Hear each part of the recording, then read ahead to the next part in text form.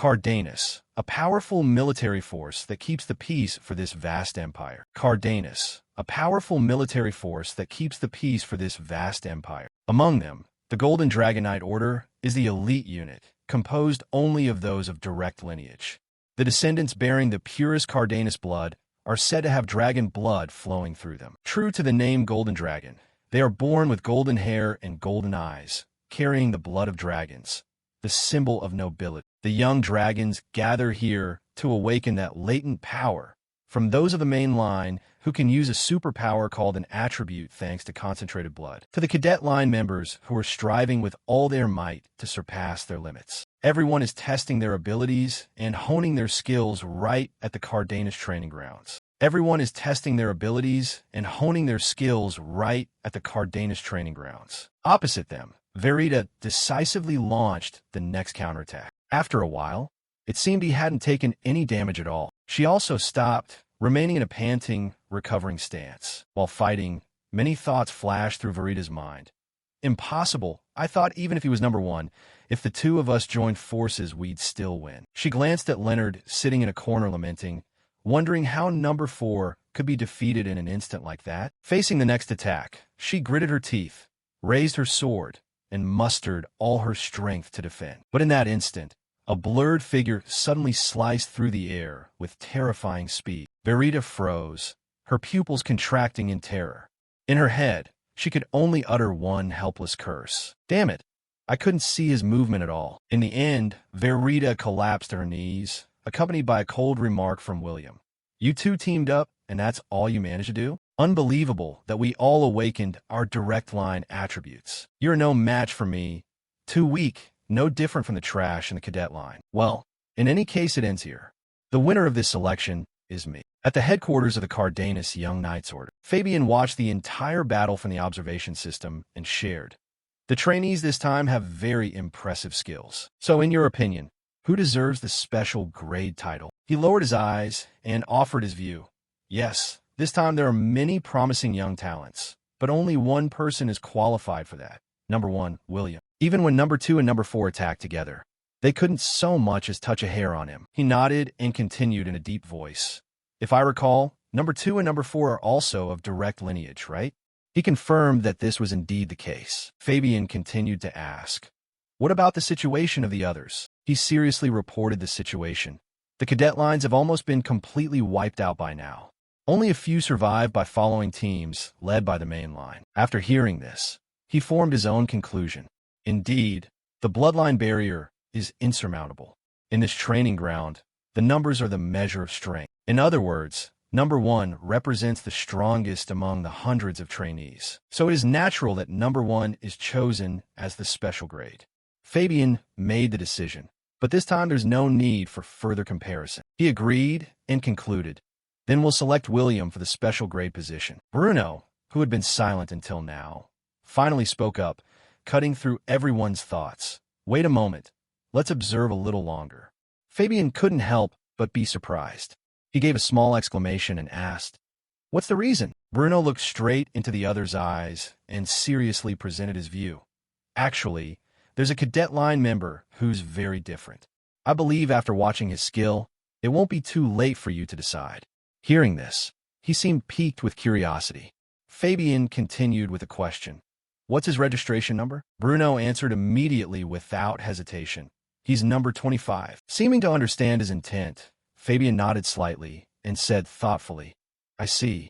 So even among the cadet lines, there are those who have amassed strength to climb the ranks. Number 25 must be outstanding, but it seems he still falls short of my expectations. However, since the chief instructor himself said so, there must be a good reason. He muttered the name. Number 25, Leonard Cardanus. Bruno continued immediately after. He suddenly burst into prominence a few days ago and defeated every trainee who stood in his way. In a short time, he climbed from rank 381 straight to 25. The man beside him seemed incredulous and hastily interrupted. You must be joking. Bruno jerked his chin and urged, look at the screen. Right now is the moment he's facing number 1. At this moment, Leonard was confronting William directly. He called out, Number 25, you've got some nerve coming all the way here? Came to beg for mercy? Sorry, I'm not in the mood to go easy. Leonard, hearing this, showed neither fear nor hesitation and replied calmly, all right then. Then I have no reason to hold back either. At the provocation, his pupils widened to their limits in surprise. William tightened his grip on his sword, bristling with killing intent as he stepped forward and declared, "Trash like you dare? Draw your blade. I'll teach you a lesson." Leonard studied him once over, forming his own assessment. I see. His #1 title isn't just for show. The pressure he radiates is completely different from the others. He regained his confidence and curled a lip in eager anticipation. Well then, let's see. Leonard pointed the tip of his sword at William and said, "Come on then. I'm the one who will teach you a lesson." He told himself to see how far he could go with his current strength. Having said that, William decisively leapt into the air, forming a downward strike from above. Leonard remained unervingly calm, silently watching the figure hurtling toward him at terrifying speed. William suddenly roared, "I resolve to swing my sword with all my might. I'll crush you with it." He stood staring at his opponent, as if William's murderous intent couldn't shake him. Next, Leonard raised his sword with both hands to block the heaven-striking blow, producing a powerful reverberation that spread all around. In this situation, William was momentarily taken aback. The two blades clashed head-on for an instant. Then, with a light flick of his wrist, he managed to send William flying back. William staggered, struggling hard to keep his body from being propelled farther away. Leonard looked at him coldly and said, "My sword isn't so easily broken by a trainee knight like you." With that, he thrust his sword forward and curled his mouth in confident disdain. William didn't stop. He tore through the air and launched a series of continuous attacks. However, every strike was narrowly evaded by Leonard. Watching this, Bradley excitedly praised, "A rather rare sword style. It doesn't seem to be the orthodox swordsmanship of the Cardenas house. Even so, I'm surprised. There's not a single wasted movement. He is parrying every attack with minimal force. He hasn't even launched a proper counterattack yet." After sparring for a while, Leonard calmly landed. Opposite him, William angrily shouted, "You little worm, all you good for is running away?" With that, he swung his sword fiercely, producing a terrifying force that sent Leonard flying backward. Amid the turbulent air, Leonard steadfastly maintained his defensive role from beginning to end. His feet scraped violently against the ground to halt his retreat and stabilize his body. Immediately after, the atmosphere seemed to solidify as both Leonard and William simultaneously unleashed their latent energy. He surged with a power that billowed like a storm, raging forward in attack. By contrast, Leonard remained unnaturally calm. He stood silently, ready to absorb the rolling energy poised to engulf everything. After a moment, Leonard descended calmly in front of William. He brushed the dust off his pants, strolled forward step by step, and gently remarked, "The power you're emitting is quite impressive." Contrary to that composure, William could not remain calm. He wildly swung his sword, continuing to unleash a barrage of attacks. He slightly tilted his body to narrowly dodge the razor-sharp blade, while his opponent's angry voice rang in his ear. "You who only run around and yet talk big? Fight seriously." Leonard said little. He lightly leapt to one side to keep his distance. Leonard's eyes stared at William as he thought, strength is one thing, but his judgment isn't bad either. Observing his opponent descending into a frenzy, he calmly concluded, "But what he still lacks is the sense and experience honed at the brink of life and death. Even, no matter how outstanding a trainee he is, this is his limit." William suddenly froze and exclaimed, "What?" After the unexpected strike, he lost momentum and had great difficulty regaining his composure. The onlookers outside were all astonished. "No way. That guy's going toe-to-toe with #1. Is he really number 25? It feels like he has become a completely different person." Leonard's red pupils flashed brightly like light. He nimbly landed and then accelerated his movement. William gritted his teeth in anger. "Damn it, I've lost his trail." Just as he saw Leonard close in at his feet, he was momentarily stunned. "When did you appear?" William gaped in shock and cried out, "Unbelievable. How could someone like you?" Without much banter, Leonard slightly curled his lips and declared, "You lost, #1. With that, he spared no mercy and slashed a powerful flow of energy toward William. He was hit, His eyes bulged in pain, and blood gushed from his esophagus. This would have been unthinkable for the Leonard of before. Yet all of his memories have now returned. Fragments of memories of Leonard Wren's past life. The man once hailed as the greatest sword emperor the world had ever known. Wren, the man who lived only for the sword. With a single stroke, he could easily split the sky. He reached a realm capable of destroying majestic mountains and proudly claimed the title of Sword Emperor. However, even that did not satisfy him. In the end, he decided to challenge the celestial demon, the one said to be the strongest of the era. That life-and-death battle raged on for days on end. Its ferocity surpassed the limits of humanity. They say its aftershocks reshaped the maps of that land. And in the end, beneath the desolation and the crimson light of the blood moon, two figures stood facing each other in silence. Leonard, his body battered and bleeding, panted and demanded, "I don't understand. My swordsmanship had reached perfection, hadn't it? Why?" He asked the celestial demon many puzzled questions. "Why can't my blade even touch you?" The man merely curled his lip and said, "That's because of the most basic thing. You never truly understood the essence of the sword. To risk your life and fight to this extent, you are commendable. But the shortcomings born of neglecting the most fundamental principles ultimately became the fatal flaw that led to your defeat." Leonard tightened his grip on his sword and snarled, "Me lacking the basics?" An insult that sounded ridiculous and stale. The celestial demon suddenly cut him off. "Nonsense. It's impressive enough that a mangy dog like you could challenge me like this. When you fall, the legend of Run will close in ignominious defeat. I grant you one last measure of respect. Rest, you who were once exalted as the Sword Emperor." At last, Leonard gave up. He lay flat on the ground, sighing. He hadn't expected it to end so easily. "If only I could do it over once more. Will my sword be able to reach you?" Thus the legend of Sword Emperor Run ended in complete defeat. Yet at that very moment, a new legend was about to begin in an unexpected place. Night fell, and under the full moon there was murmured discussion. "Really? Is he still breathing? Damn it. Should we go call the instructor?" After the fainting spell, Leonard jolted awake. He looked around in bewilderment. What the hell is going on? Then Leonard panted and steadied himself. "That dream again?" Someone nearby shouted, still alive and grinning. "Thought you'd met your end." He looked up at the group before him, but something felt off. Seeing Leonard not responding, the others let out, "Fine, as long as you're okay." Then the man quickly threw a punch at Leonard, yelling, "Finish what you started earlier. You scared us, you mutt." At this, Leonard's whole body stiffened in surprise. Leonard rose and gently grabbed the attacker's arm without exerting any effort. The attacker stopped mid-strike, stared at Leonard in stunned silence. The two others standing by wore the same expression. He blocked the hit? More surprised than anyone was Leonard. He widened his eyes, thinking his body was reacting on its own. What the hell is happening? The attacker's wrist trembled under Leonard's grip. He withdrew his hand, drew his sword, and cursed. "You brat." The man took a run up and lunged quickly at Leonard. "Don't get cocky. Just because you got lucky once, huh?" Saying that, he swung hard, but Leonard leaned aside in time to dodge. This time there was no denying it. The man cried in astonishment. He dodged that again. He looked down at his sword-bearing arm, thinking his body was moving on instinct. Then Leonard spun with practiced grace. He decisively delivered a finishing move that left his opponent writhing, eyes rolling back. After defeating the opponent, Leonard collected himself and assessed. It's as if something is guiding each movement of mine. On this side, the gray-haired one shouted in shock. "Impossible." The brown-haired one continued. "This isn't luck.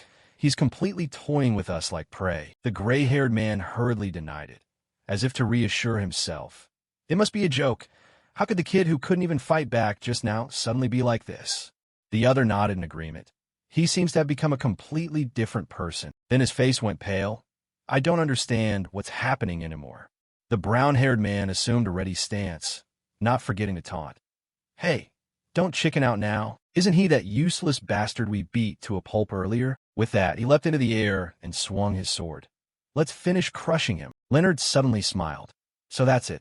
Now I understand. I remember everything." As he flew in, Leonard launched a decisive strike, sending the man's body tumbling backward. Next, Leonard used the momentum to spring midair, and finally cleaved down with a powerful stroke, ending it all. With the group dealt with, Leonard calmly sheathed his sword. All this time, he had been having those strange dreams. Dreams of a man standing beneath a blood-red sky, fighting in flowing robes with white hair billowing. Those dreams tormented Leonard to the point he couldn't focus on training. He had long resented them, but finally things became clear. The life and death of that man were vividly present in Leonard's mind. Incredible as it seemed, there was only one conclusion. I am the reincarnation of Run, the Sword Emperor from another world. Leonard looked down at his hand in astonishment and muttered, "Unbelievable. Reincarnation really exists." Staring up at the star-filled night, he wondered if his desperate final wish had come true. Suddenly his brows knitted. He glanced at his arm and sighed. "My arm aches even after swinging the sword only a few times. That's the result of training the wrong way for so long." Leonard's face grew serious as he clenched his fist and resolved. "With these memories and supreme techniques, I will become stronger without limits." Whoever granted Leonard this wish didn't matter. Whether coincidence or fate, it was irrelevant. The run of the past failed to achieve that, but the present him would surely make it reality. He would use everything he had to become the strongest Sword Emperor, surpassing his past life. Cut to inside the Cardenas training grounds, where voices echoed in the quiet. "Those three we mentioned are all injured.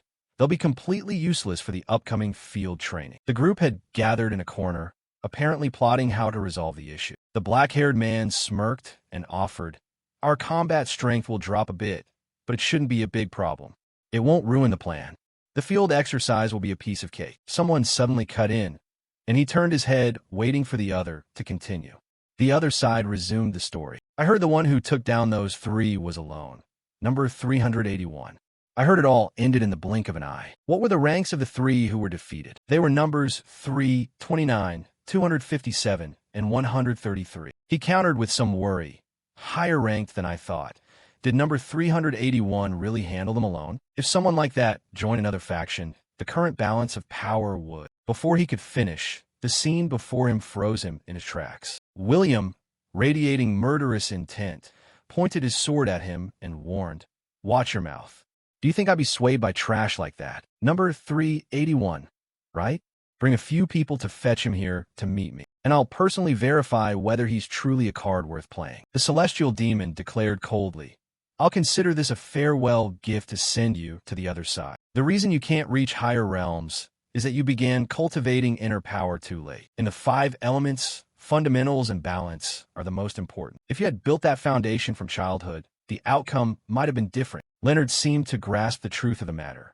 His gaze grew deeper and more determined than ever. While cultivating, Leonard silently reaffirmed the man's words.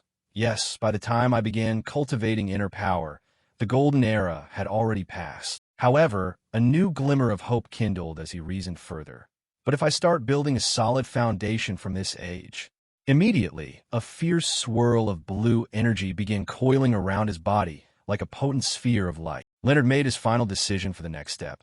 "First, I need to create a body capable of absorbing mana." He sat motionless at the center of an ancient formation, his whole body enveloped by a surging blue spiritual force that seemed intent on cleansing and rebuilding every vein. After a while, the energy gradually weakened. Leonard looked down at his hand. "It's successful." He clenched his fist and told himself, "Even if I were the world's best, at this age I still lack inner strength." Saying that, Leonard glanced at the emblem hanging on the wall and wondered, what exactly is the Cardenas bloodline? In the dining hall, people were lining up to get their food. He ate heartily and thought to himself, "These dishes actually suit my taste. During the growth phase you need proper nutrition. I mustn't skip any meals." Lost in thought, someone called out and snapped Leonard back. "Number 381. I heard about the fight yesterday. Didn't expect you to have such a hot temper. You usually eat like a cat. How are you eating so well today? Cleaned your plate?" Hearing the call, he turned and asked, "You're number 8, right?" The man shook his head in denial. "No, I'm number 7 now. I just knocked out the previous number 7. Leonard casually wiped his mouth, realizing the system here was that winning a challenge let you seize the higher rank. As if remembering something, he asked, "Anyway, did you need me for something?" He cheerfully shared, "Why so cold? I can bring you good news. Don't you feel the atmosphere has been getting tense lately? The high-rank crews are moving to expand their territory. You know, numbers 1, 2, and 4 are. Leonard calmly pulled out a chair and stood up. He carried the tray toward the kitchen and replied, I know. The diamond-eyed ones, the direct descendants of the Cardenas, right? Seeing the people behind him paying attention, he hissed, Keep your voice down. Someone might hear. Watch your mouth. Leonard got straight to the point, serious, cut to the chase. The man clutched his head helplessly and groaned. God, are you stupid or crazy? Suddenly you seem like a completely different person. Sweat began to stream down his face. Seeing Leonard prepare to leave, the self-proclaimed number 7 mustered his courage and rattled off. Listen, there's definitely a reason they're expanding. If we don't band together, we won't survive. He paused and added, So what do you want me to do? He moved closer and said earnestly, Out of 100 people, over half have surrendered and joined them. But there's no rule forbidding a cadet branch from forming a gang. The plan now is for me to team up with higher-ranked people like number 3 and number 9. If you join and lend a hand. Leonard shook his head flatly. I refuse. I have no intention of joining any faction. Still, your information is useful. Consider me in your debt this time. At Leonard's reaction, the number 7 mumbled in confusion. Did this guy hit his head or something? This is definitely not the number 381 I knew. Under the sunset, the golden badge with a deep red gem at its center sparkled against the black flag, exuding the solemnity and prestige of a noble family. Leonard maintained a composed demeanor as he strolled slowly along the long corridor. Suddenly he stopped, glanced back lightly, and nonchalantly asked, Do you need me for something? The other person stepped forward with a mocking tone. Of course. Good meal, huh? Number 381? I have a mountain of things to say to you. But first, he pointed the tip of his sword at him and warned, The number 1 boss wants to see you. Yesterday's commotion will be overlooked as an exception. Seeing you refuse number 7's invitation, the number 1 boss seems quite impressed with you. Hearing this, Leonard thought, Everything here gets leaked to number 1? These childish games are organized to such an extent. He lifted his feet and continued walking forward. Before leaving, Leonard tossed back, I don't care, get lost. The blonde couldn't hold back and rushed forward to strike. What did you just say? Trash like you talking back. The other chimed in similarly, shouting, I'll make you regret those words. From start to finish, Leonard remained rooted in place. The situation wasn't enough to shake his resolute mind. The moment the opponent raised his sword, Leonard quickly leaned aside to dodge. Thinking, he closed that distance with just a kick?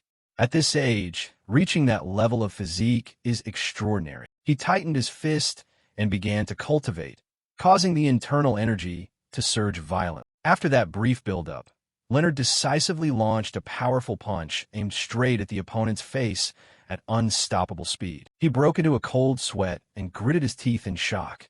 Bare hands? What's wrong with this guy? Then the brown-haired guy was distracted by a flying sword. Is that a wooden sword? Seizing the moment of his lapse, Leonard struck hard into his stomach, leaving the opponent doubled over in pain. That blow sent the contestant number badge on his chest flying off. He observed and concluded, though not top-ranked, number 57's skills are impressive. Just as I thought, the Cardenas bloodline must be hiding some kind of secret. Having dealt with the brown-haired one, Leonard glanced at the other. Looks like you've realized you don't stand a chance, right? Still want to continue? The other tightened his sword hilt, grinding his teeth and hissing. Shut up. I'm much stronger than you. Don't get cocky and lecture me. Come on then. After checking his contestant number, Leonard darted like the wind. Understood. Before he knew it, Leonard was right behind him, swinging a fist and declaring, Fine, I'll play along with you then. In the silent space, a sharp cracking sound rang out, cold and decisive, sealing the outcome of the fight. The badge with his contestant number was abruptly flung into the air by the force. Above, a mysterious figure had witnessed the whole incident. He toyed with his opponents like it was a joke. Fuguro's mouth twitched in excitement. Could he have been hiding his true ability all along? I still can't understand. For someone who mainly reports news, his background is too clear. Then he suddenly froze. Did we just lock eyes? From this distance, he still recognized he was being watched. He smiled faintly. Oh well, whatever. Looks like there'll be a spectacular upheaval this time. Hopefully it won't be the same old drama as before. I'm counting on you. Number 381. No, now you're number 98.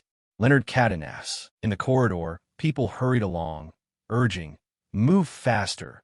Number 98 seems to be heading to the training ground. In the corridor, People hurried along, urging, "Move faster."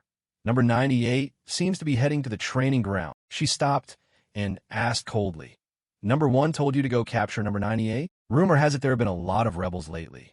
Seems like it's true. At the training ground, the atmosphere was extremely lively. Verita scanned around and observed. So one of number 1's lackeys was just defeated? Those guys were supposed to be skilled. After only a few steps, a figure flashed by that surprised her. Before Verita now, Leonard was single-handedly fighting William's men. "Shut up and be smart. Join our team, Brad." Leonard steadied himself, frowning with annoyance as he repeated, "I already said I refuse. Number 1 may be strong, but is he stupid?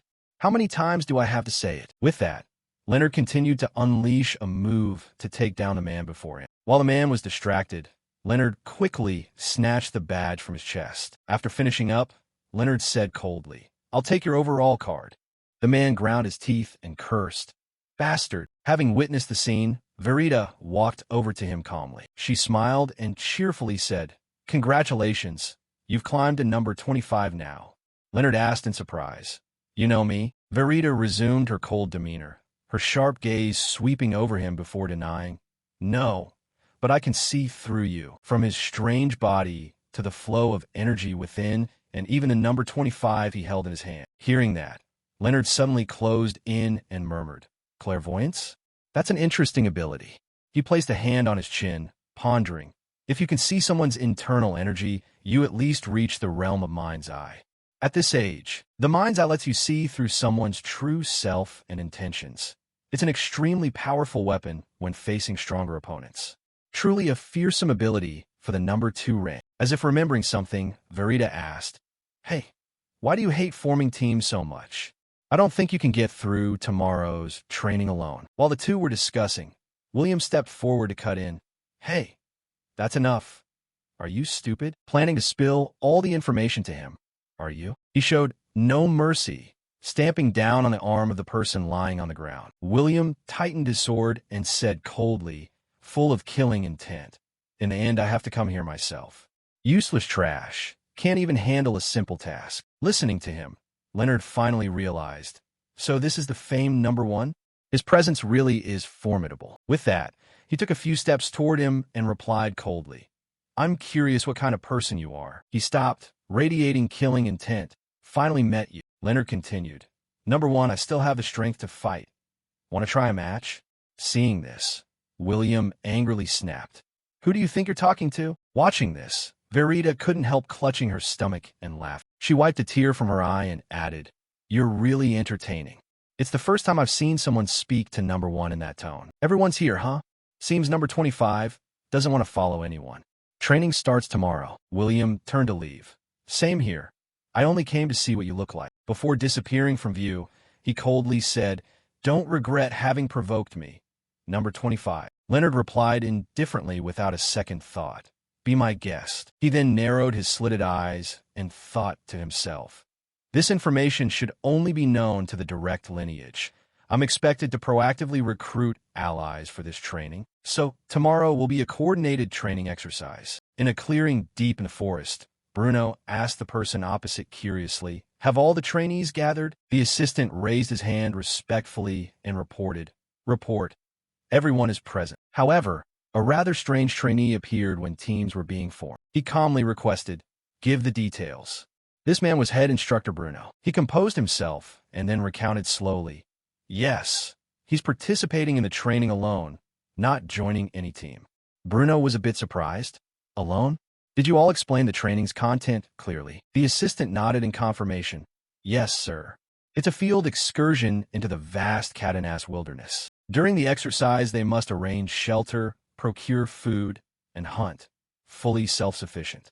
We also announced there's no limit to team size. As expected, the other trainees formed factions under the 4 leaders. The largest group is Team A, led by number 1. Next is Team B of number 2, the second largest. Team C consists of trainees not of the direct lineage. Team D of number 4 focuses mainly on tactics. And Team E of number 483 gathers those whom no team accepts. He paused for a moment, skimmed Leonard's resume, and exclaimed, "Finally, number 25, Leonard Katanas. he forms Team F all by himself. At that moment, Leonard cast his eyes around, assessing the situation. This training area is really vast. To make use of this terrain, I need to secure a base early on. Number 25. Somehow Bruno had appeared. He came over and asked, "Is that all you packed? It looks like you only brought some water and a few biscuits. That might be fine for now, but are you sure you can hold out?" Leonard glanced over calmly and replied, "Yes, no problem. Isn't the goal of this exercise to survive and be self-sufficient?" He then thought to himself, but in reality, this is just a battle to grab card tokens. In the silent space, footsteps drew nearer. Dylan cut in between them. "May I speak with number 25 privately, Master Bruno? After all, going into the forest alone is dangerous in many ways. If you're willing, number 25, would you like to join Dylan's team?" Leonard replied with contempt, "Get lost. None of your business." He glanced at the defeated beast behind Dylan and commented, "Crafty type, pretending to care, but really planning to use me and discard me when danger comes." Seeing Leonard unmoved, Dylan tried to persuade him. "Honestly, I don't get what you're thinking.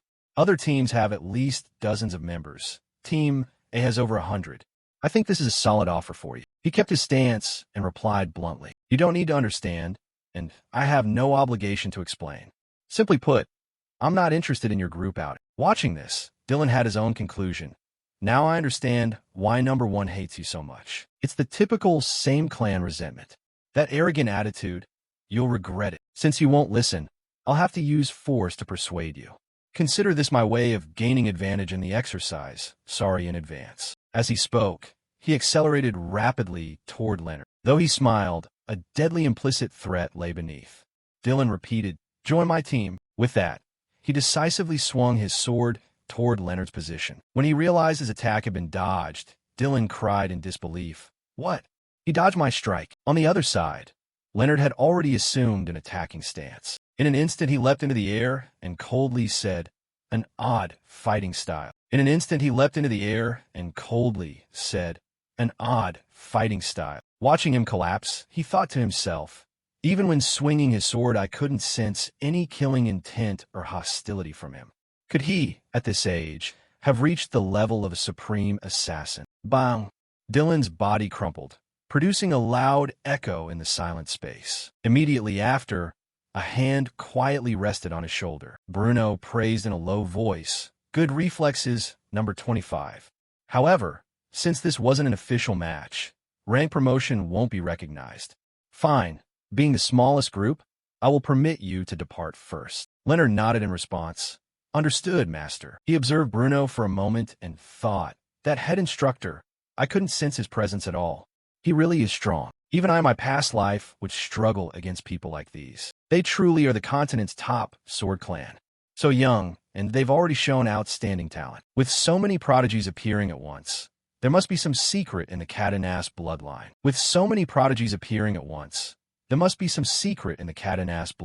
He seriously told himself. But for now, focus on the training. First priority, find a prime shelter. At that moment, systems began appearing before Bruno. He warned solemnly, "Report your status as soon as you begin." The assistant respectfully reported, "Yes." This time groups clashed unusually early. Team A under number 1 attacked Team C as soon as they entered the forest without bothering to look for a base. Team C was taken by surprise and was completely defeated. Heavy, rapid footsteps struck the dry ground. The assistant continued evenly, detailing the battle. Except for number 3, who luckily escaped in time, the others were all eliminated. Hearing this, he nodded excitedly. "Interesting. I thought he was shrewd, but he chose a swift ambush." Indeed, this is understandable since their numbers overwhelmingly dominate. Bruno placed a hand on his chin and pondered. However, he certainly didn't rely on numbers alone. Team A is so large they'll face food supply problems if the war drags on. He used his numbers to strike first while the other groups hadn't stabilized their formations. Instead of seeking shelter as usual, he chose a surprise attack. That shows he's not only strong, but also tactically very clever. He then shifted focus. "All right, now report on the situation of Team B and Team D." The assistant looked at the system and recounted slowly. After seeing Team C's defeat, Teams B and D decided to ally. Their common goal is to defeat the strongest, number 1. Apparently pleased with this result, Bruno slightly curled a lip.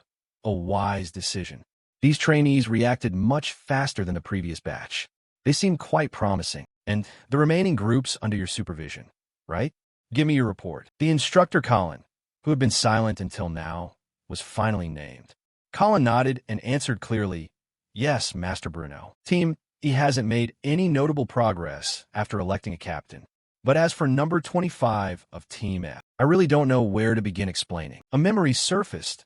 While she was watching from afar, Leonard suddenly called out Instructor Colin's name. Colin was slightly stunned in surprise. She thought, did he just call my name? My stealth technique is among the top of the instructors. He didn't beat around the bush. He glanced at her and asked, "I have a question." Hearing that, Colin confirmed what she suspected. That boy had detected her long ago. Finally, she leapt down from the tree to the ground. Crossing her arms, she replied, "All right, what do you want to ask, number 25? Leonard turned his gaze to one side and said, "As you can see, it seems this cave already has an owner, but I'd like to use it to rest for the night. Is that a beast tamed by the cat-and-ass family? I'm worried that if I accidentally injure or kill it, it will cause trouble." Colin observed the direwolf and thought to herself, yes, that wolf is a direwolf domesticated by the cat-and-ass family and is relatively safe. But an ordinary trainee couldn't defeat it. If anything happens, I'll step in to save him and see if he's bluffing. She thought one thing, but answered him differently. It's fine. This is part of the challenge. If you defeat it, you can use the cave as a place to sleep or as storage, whatever you like. That is, provided you can beat it. The moment it saw the two of them, the direwolf began to growl in fury. It let out a roar and lunged swiftly toward Leonard's position. Seeing the imminent danger, he tightened his grip on the sword and readied himself. For a tamed beast, your skill is pretty good. Fine, I'll go easy on you a bit. Leonard decisively struck the direwolf with a strong slash, declaring confidently, "I can't find a better place to sleep than this." Salty, it took the blow and ground its teeth in pain. The direwolf scraped its paws against the ground to barely keep itself upright. Its pupils shone with rage. It let out a thunderous snarl, and then erupted with primal power, a strong surge of blue energy spreading throughout the area. From start to finish, Leonard remained calm. He observed it and assessed. Killing intent? Has it lost control? If I hold back and get hurt, the instructor will be in trouble too. Leonard tightened his sword hilt and accelerated toward the direwolf.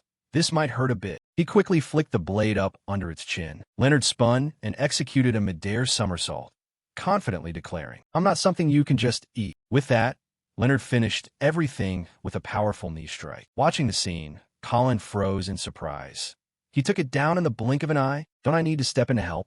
Is this really the strength of a trainee? After the struggle, the atmosphere returned to its former quiet. Contrary to its earlier ferocity, the direwolf now behaved like a well-trained pet, obedient to his commands. "Wait," Leonard pointed and ordered. "Sit down." It immediately flopped down with a dazed look. He then continued, "Give me your paw." The direwolf did not resist and extended its claw toward Leonard. He praised softly, "Good boy." He petted it while turning to address Colin. "Instructor Colin, since it seems very attached to me, may I take it along for this exercise?" She didn't answer immediately but thought, that power, that decisive, unhesitating resolve. If someone like that tamed a direwolf. Colin answered cautiously, "That's hard to accept. However, taming it does prove your capability. I'll agree, but with several conditions. It must not be allowed to participate in battles, though using it for transportation or scouting is permitted." Leonard adjusted his collar and replied, "I planned that from the start." Before leaving, Colin added one sentence. "Then keep an eye on it. Don't let it harm the other trainees." With matters settled, he narrowed his eyes slightly and said, "That technique seems quite useful. Now, let's start the real training, shall we? You go find food." After traveling for a while, Leonard stopped and made a decision. Which path? Split into two groups. If you find anything interesting, bring it back. Doesn't have to be food. With that, he and the direwolf quickly parted ways and continued on their separate routes. On this side, a gloomy voice rang out. "Terrifying number 438. Is it all over?" He jumped back and muttered, "Monster!" William shoved his hands into his pockets, surveyed the scene, and said, "These trash kids claim cat-and-ass blood? They're hopeless, but the card storage is already full anyway. You're lucky. Next time we meet, I'll eliminate you on the spot." Number 438 trembled with anger, cursing inwardly. Damn it. I didn't expect Team E together still couldn't beat him alone. I knew from the start we had no chance. But at this rate, we'll just be prey for others. I won't accept that. I was forced to be captain. What am I supposed to do now? After that, number 438's gaze fixed on one side. Those in the team cautiously asked, Captain, what should we do now? One in the group spoke up. We're lucky to be spared this time, but if another group attacks, we're done. Is that really our end? He tried to steady himself and reassure everyone. Come on, pull yourselves together and go find something to eat. If we hide and wait for a chance, maybe we'll still have an opportunity. As he finished, one guy's face went pale. What is that? Number 438 followed their gaze and asked curiously, why are you all making that face? Before them, for who knows how long, a giant bear had appeared.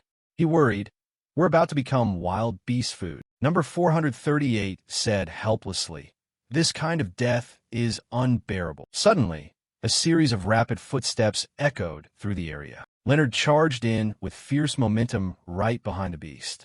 Number 438 screamed in fear. No, it seemed the bear had noticed too. It glared back angrily. But before it could attack, Leonard decisively delivered the finishing blow. Under the pressure radiating out, number 438 raised a hand to steady himself. He called out in surprise, You're number 25? Seeing Leonard's calm demeanor filled him with disgust. He cursed inwardly, feeling a chill. What else are you going to steal from us? He looked at the fallen animal with regret. The food for the next few days was gone. Number 438 slumped, ignoring Leonard as he continued to curse him inwardly. You truly are an inhuman monster. Leonard approached and asked the others, Are you all okay? Number 438 looked a bit dazed at Leonard's concern. Leonard repeated slowly, I'm asking, are you hurt? Number 438 stammered in reply, I'm not injured. But upon hearing that, Leonard turned his back and left decisively. Fine then. Number 438 was puzzled by his action. Wait, aren't you going to take the card? He turned back and answered casually, I saw the situation was dangerous, so I just stopped by. His words surprised those who heard them. My goal isn't victory or defeat, but to train myself. I get my own food. I'm not attached to the cards. Leonard stated his direction plainly. Besides, if I want to win, I'll choose a worthy opponent. Number 438 asked, I see. I heard you rose to rank 25 in a short time, right? He said solemnly, I owe you this time. His demeanor surprised Leonard. Thanks to you, I wasn't eliminated early. Leonard tried to explain, That's not what I meant. They were drawn to something. What's that? A wolf with sharp eyes bared its fangs and claws toward them. It currently had a girl clenched in its jaws. Everyone panicked and cried out, a wolf? Leonard stayed calm and shouted, Sit down. The initially terrifying giant wolf obediently sat down, to everyone's astonishment. It released the girl it had been carrying under the onlookers' attention. They then recognized who the girl was. Number 3. Number 438 looked at her battered state in shock. No way. The famed number 3 reduced to this? But with that card, she'll surely survive. He looked at the large wolf and Leonard in panic. Leonard paid it no mind, focusing only on number 3's condition. Her wounds are severe. A steel warrior like her beaten to this. Was it a monster? Or did number 1 or 2 do it? The wolf continued to hold number 3 in its mouth, and Leonard asked plainly, Number 438, you really don't want to be eliminated, right? Number 438 answered clearly. So what if I don't? Do you think that's cowardly? Leonard pointed toward the bear and proposed. Then I'll give you this instead of taking the badge. This place should have enough provisions for you. He brightened and exclaimed, Really? That's great. Leonard's words left them stunned for a moment. All right, deal done. And don't be so obsessed with the numbers. Number 438 watched his receding figure and said, Number 25. He reconsidered, thinking she might actually be a good person. Maybe I misunderstood something. Number 3 had been treated and woke up, looking bewildered at her surroundings. She wondered, where is this? Number 3 looked at her bandaged arm and asked herself, Am I being treated? By whom? Nearby, Leonard's voice drew her attention. Awake! Number 3 reacted quickly without hesitation. She lunged at Leonard, but was easily held back by him. He only glanced at her leg and said, Your leg seems okay now. Don't waste your energy. Rest instead. Number 3 snapped back fiercely. Return my badge. Leonard looked toward her. Number 3 followed his gaze and realized the badge was still there. The air between them turned awkward and hard to describe. Number 3. She stammered. Thank you. I'm grateful you saved my life, but I can't give you the badge. Leonard ignored her and moved closer to the fire. I never intended to take it. He held out a skewer of juicy, tender meat and offered, sit here and eat. Number 3 exclaimed in surprise. Really? He explained slowly. Don't worry, there's plenty. He thought to himself, I won't let a child go hungry. I'll help her no matter what. Number 3 devoured the skewer while paying attention to his question. You're on Team C, right? What happened to cause those wounds? Leonard guessed you ran into a monster, she replied. Number 3 recounted bitterly. Right after we finished setting up our camp, Team A ambushed and wiped us out. She recalled it with self-reproach. We couldn't mount any resistance. It's brutal. As captain, I feel ashamed for doing nothing. Leonard did not deny that defeat. You probably had no chance of winning. He pondered the battle silently. Fighting by numbers is very different. You lack a lot of experience, but still, there are ways to win. With his understanding, he realized it was all about striking first and ambush tactics against youngsters unfamiliar with strategy. Naturally, that's very difficult. Leonard asked about her arm. Was your right arm disabled by number 1? Number 3 explained. Yes. Compared to number 2, number 1 is on a completely different level. My team's lack of strength was unavoidable, but she protested bitterly. I haven't even had a proper fight. I feel so frustrated. He smiled with amusement at number 3's stubbornness. Even knowing the gap in strength and distance, her fighting spirit hadn't faded. He smiled with amusement at number 3's stubbornness. Even knowing the gap in strength and distance, her fighting spirit hadn't faded. He ate while judging the situation. Anyway, things are really bad right now. At this rate, Teams B and D collapsing is only a matter of time. Number 3 asked, have they formed an alliance? Leonard explained slowly. The morale of the side that has tasted victory will rise. That can be scarier than a numerical advantage. And even if they form 2 alliances, they still can't surpass the total victories of a single team. And even if they form 2 alliances, they still can't surpass the total victories of a single team. He gave instructions. Aim for Team A's weak point. Number 3 asked in confusion. What's Team A's weakness? Leonard answered. Concentrate all firepower on number 1. He analyzed the opponent. Team A operates around him. Because he's the central pillar, their unity and decisions are very quick. But once that pillar breaks, they'll immediately become a chaotic crowd. The enemy will completely collapse if they follow his plan. Leonard guessed she really wanted revenge on number 1. Number 3, too predictable, did not hesitate to reply. Of course I want to, Leonard confidently demanded. Then trust me. She paused to think, then asked seriously, should I call you captain from now on? William's force was concentrating and moving, led by William. You're late. Number 5 beside him cautioned. Don't be hasty. Time is on our side. If we maintain the situation, victory will surely be ours. William replied slowly. Before anything else happened, the next words left number 5 baffled. It seemed the result would soon be decided. Something caught his attention. William signaled. Number 5 shouted to alert everyone. Stop. Prepare to fight. The entire group took up battle stances, ready to meet the challenge. All forces prepare to fight, William announced loudly. It's wise to know your limits and retreat, but haven't you realized there's no hope of victory? Won't you surrender? He demanded. Stop hiding. Show yourselves now. Slowly another group began to reveal themselves, astonishing William. You found us out. Verita and Dylan stood above, looking down at the people below. This majestic lion has a keener nose than I thought. Those words made William extremely wary. Verita and Dylan advanced with mocking taunts. Or maybe it actually smells more like a dog's nose. He wasn't afraid either and retorted sharply. Those at the top can easily see through the hearts of the lowly. Your petty tricks aren't worth my attention. He sneered confidently. I didn't expect someone like you to dare stand before me. William bluntly criticized. You are a disgrace to the Cardenas family. Verita assumed an attack stance. Do you always have to put on an act in front of others? You look less like a dog and more like a peacock fanning its tail. William snapped back determinedly. This is called dignity. Useless woman. Verita and Dylan both lunged forward at once. William, for his part, didn't hesitate to meet them. Thus the battle erupted in a clash between the commanders. Verita's troops also surged forward. All forces charge. Annihilate Team A for me. William's group was no less, ready to confront them. Everyone, stay alert, hold the line tightly. Do not let them break through. The two sides plunged into a fierce melee. William's powerful strike astonished Verita. She muttered in admiration. More importantly, what the hell is he? She quickly regained composure to analyze the fight. Not only is he fast, but each blow is extremely heavy. Even when blocked, my wrist is going numb, and my eyes can't track the movement. Verita exclaimed in irritation. What is that thing? She drew William's attention and succeeded in creating an opening for Dylan to strike.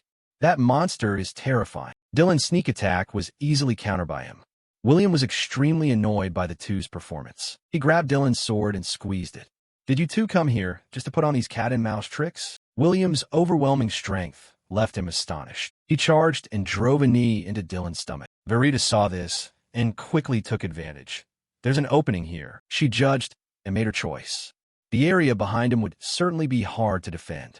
I can see each muscular motion clearly. A thought flashed through her mind. Wait, such a big opening is strange. Don't tell me. That thought slowed her attack.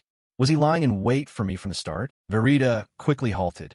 William calmly lowered his sword, making her uncomfortable in defense. He relaxed and praised. At least you're better than number 4, but you realized it too late. Contrasting William's ease, Verita was still struggling to parry his blows. Even eyes that can perceive opponents' movements aren't perfect, right? William looked at her with contempt and taunt. To me, your moves are too slow. Unlike that number 25. He used more force and snapped her sword. Verita was completely defeated by his overwhelming power. William taunted.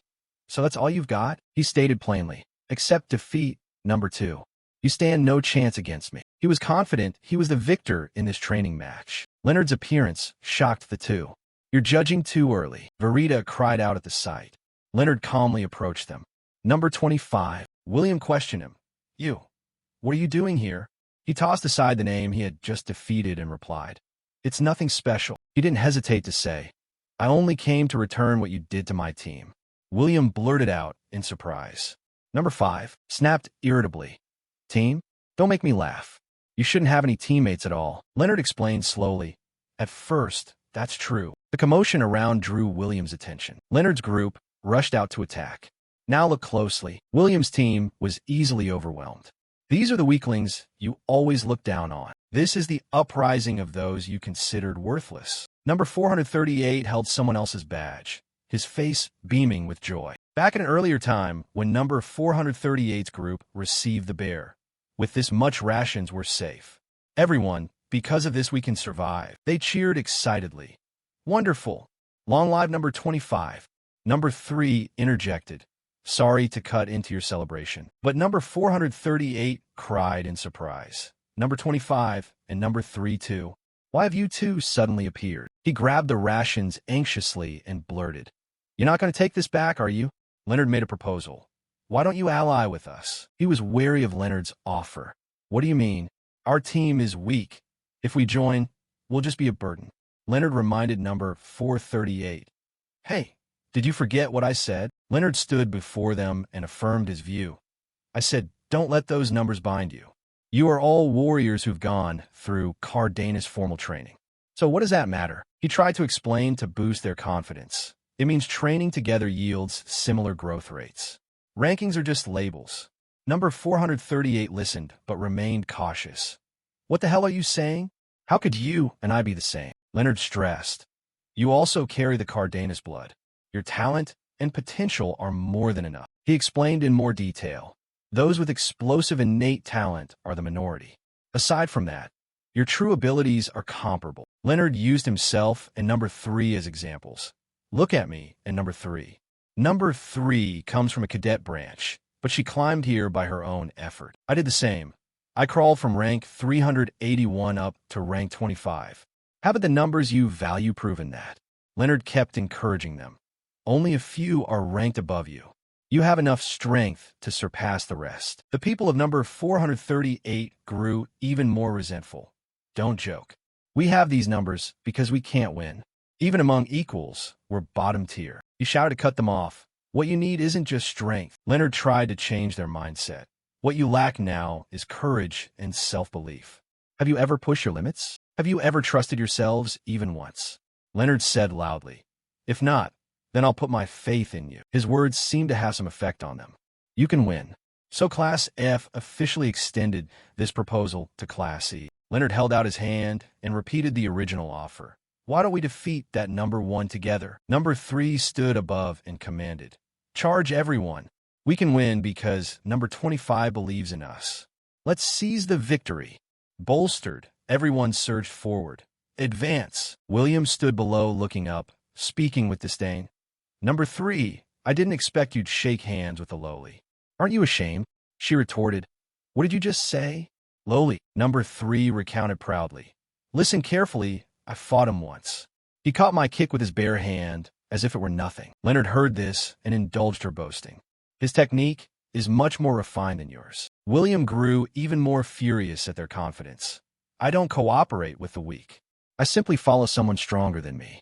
Besides, you being strong doesn't mean your team is strong, does it? Leonard pointed at number 438 and remarked, Look, my team is crushing your lackeys. Over there, number 438 and the others were celebrating together. We won. Suddenly a laugh rang out, puzzling Leonard. Verita then offered to join. All right, I get it. I surrender.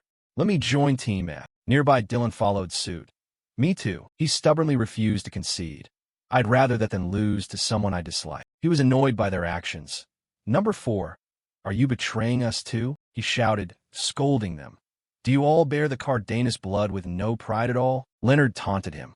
What are you saying? Is there anyone here who doesn't carry Cardenas blood?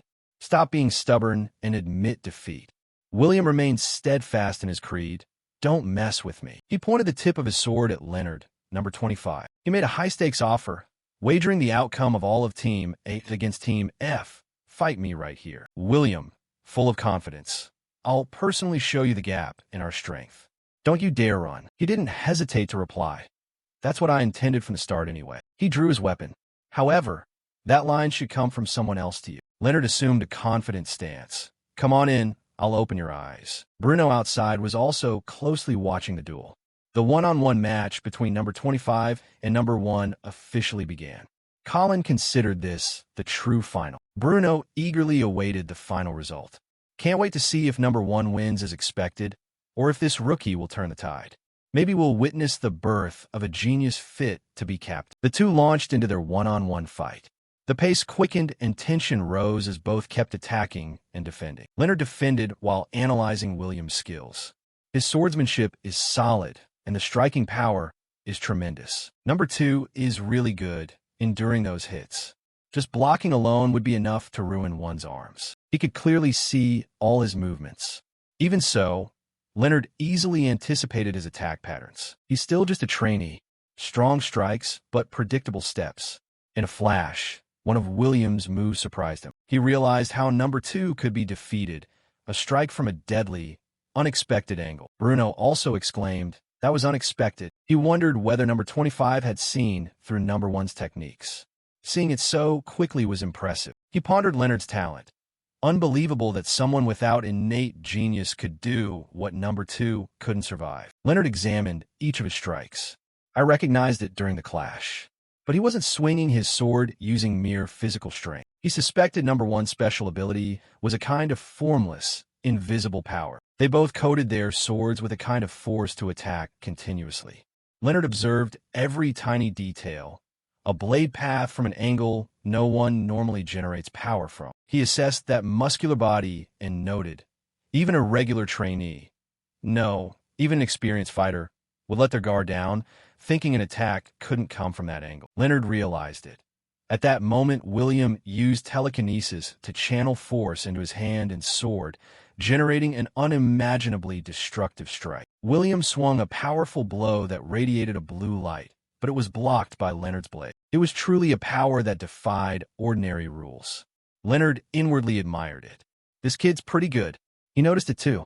Bastard, you've seen through my ability? The two swords clashed again. They faced each other. William asserted firmly. And that's not all. You've been hiding strength, haven't you? William shouted, demanding, why show it only now? He replied calmly, let my sword answer you. Seeing that, he praised, truly the bearing of a ducal household. William smiled and said, Very well. William's next strike left him astonished. Leonard saw through that move, yet he also acknowledged William's capability. He used telekinesis not only to boost damage, but even to launch ranged sword chi. The number one's position was clearly not undeserved. William dragged his sword across the ground and boasted arrogantly. Do you understand the meaning of this attack? Don't blame me, number 25. Leonard retorted to that arrogance. You're overconfident. He remained exceedingly calm, ready to receive his fierce assault. Let's see what you can actually do. A pale blue aura spread over him with intense, surging energy. All right, I'll grant your wish. Leonard calmly formulated a counter-strategy. With his body weakened now, he couldn't unleash his old power, but he mustn't draw attention by using that external force. Leonard gripped his sword tightly, preparing to attack. So the only thing he could do now was... Leonard was pushed back by William's strength. He easily dodged William's strikes. Every blow William swung was powerful, but he dodged them all with ease, prompting William to exclaim, "Your feet are quick." William unleashed a surprise move. Then try this one. The previous strike caused the tree behind them to snap and fall. That blow was immensely powerful, but Leonard's nimble footwork allowed him to escape it easily. Verita had been watching closely and realized, I get it. Dylan, who hadn't seen clearly, asked, What do you mean? She explained while watching. Number one used the kind of power to blind others, so they couldn't see his moves. Hearing that, he complained irritably. What? That's dirty play. Verita noted that number 25 still seemed to dodge everything. I think number 25 is the sly one for hiding his true strength. Number 3 defended him. He can't even get close. How is that sly? Dylan thought seriously and said, It's the opposite. A subordinate standing beside Bruno realized that number 25 was closing the distance. At first glance, it looked like he was running frantically to escape number 1, but it was all part of the plan. Bruno also understood his intention.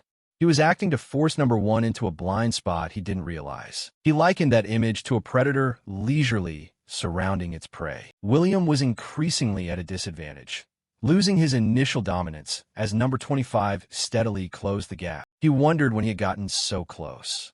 Since when did you come this near? Leonard calmly asserted. You're defeated, number 1. He unleashed a powerful strike that sent everything flying, including William. He was utterly stunned, unable to accept the reality of his loss. Impossible. Is it me? He felt deeply humiliated. Did I just lose to a lowly brat like you? Leonard's recent strike caused quite a commotion, shaking the entire forest. William wondered, have I lost? He sat on the ground, receiving Leonard's razor-sharp blade aimed at him. No, this is not simply a defeat. His sword point stopped before him.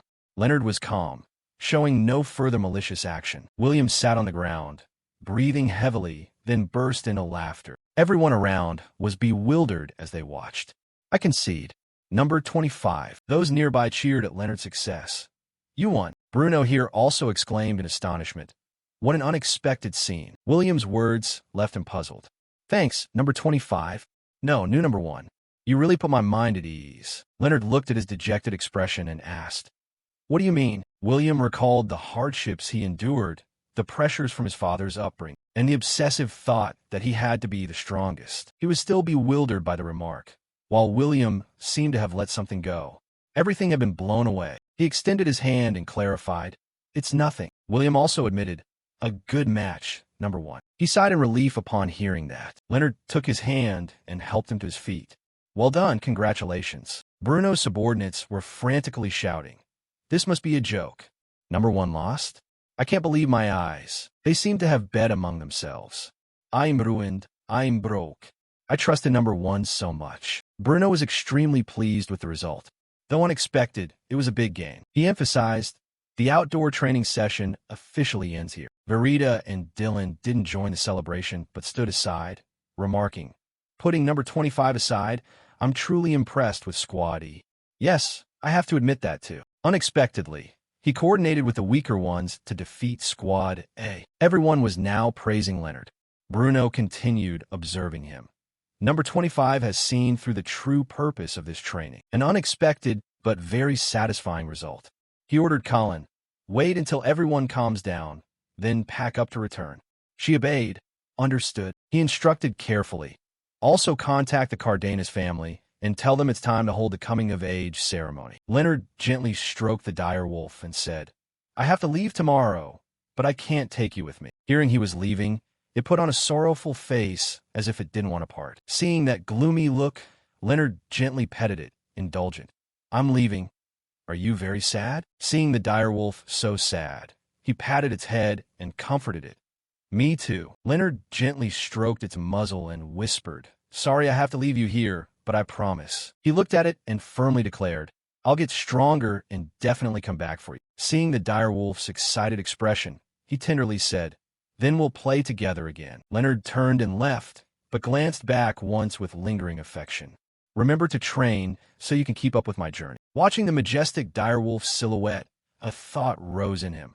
Next time we meet, I'll give you a name. Before long, Leonard was on the carriage with William and a few others. He froze in shock as everyone on the carriage turned their gazes on him. What are you doing on my carriage? Is there a rule that you bore by rank? Number 3 answered casually, I'm just following the big brother. Verita smiled and revealed, I'm here because today's main character is on your team. Dylan smiled and forced out, I want to talk to the one who made a comeback from the very bottom. William folded his arms and said in a cold, deep voice, I want to see the face of the person who jumped from rank 381 to number 1 in a month. At this, number 3 gaped in surprise. You want to talk to the top ranked? Verita paused and probed. You're surprisingly eager to learn, aren't you? Leonard froze, puzzled. What do you people take me for? William suddenly turned to him with a serious expression. Also, I have something to inform you about. Hearing that, number 3 chimed in. You've changed a lot. Did the captain hit you on the head too hard? He shouted angrily, Shut up. As soon as he finished, he leaned over and whispered to Leonard, Listen carefully. From tomorrow, supplies will be distributed based on your performance. We are the true descendants of the Cardenas.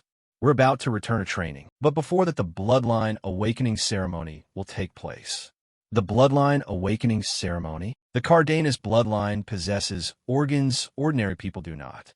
The ceremony is a special ritual to awaken them. From now on, training will focus entirely on that. Dylan yawned and said, So that's why the Cardenas training ground only taught the basics before. Hearing that, William bluntly asked back, So what happens after the organ is awakened? He hesitated briefly, then continued explaining. I've heard you'll be able to control mana much more comfortably. Like number 4 said, that's why spirits and mana stones are banned at the training ground. Spirits and mana stones? When the awakening ends, trainees will have completed preparations and will join the Azure Dragon Knights. Everyone listened in astonished admiration. The Azure Dragon Knights? I've only just heard of them now. He chuckled and shared quietly. This hasn't been widely announced. On paper, there are only 7 Knight Orders. Verita immediately interjected. The Azure Dragon Order trains through real combat. They gather elites to nurture the next generation. They'll design optimal, individualized paths for each trainee, like letting you taste the real world early. As she finished, William turned to Leonard. Therefore, new trainees are classified by rank and special abilities, meaning each person's organ awakens differently. All right, he also explained seriously in detail.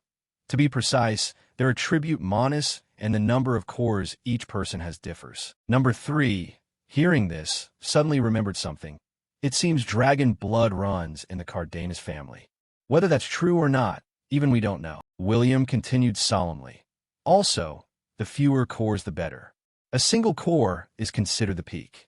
The fewer the cores, the more efficient the cultivation. He frowned, his eyes showing determination. And of course I'm the one who possesses a single core. Seeing that, everyone simultaneously admonished him because of that smug expression. Verita gave him an awkward smile. Don't mind him. Someone with a single core appears once every 10 years. Leonard was silent, thinking to himself, in my previous life, I trained similarly. The 5 spirit sources correspond to the 5 elements. Leonard looked at her in astonishment.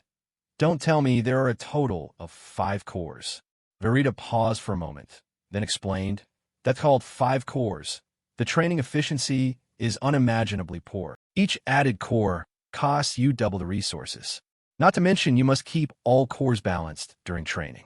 He nodded after hearing that, agreeing it explained the drastic drop in efficiency. If single core is 1, double core is 4, triple core is 8, quadruple core is 16, and quintuple core is 32 times. Those numbers are terrifying. She looked at him, her tones sinking.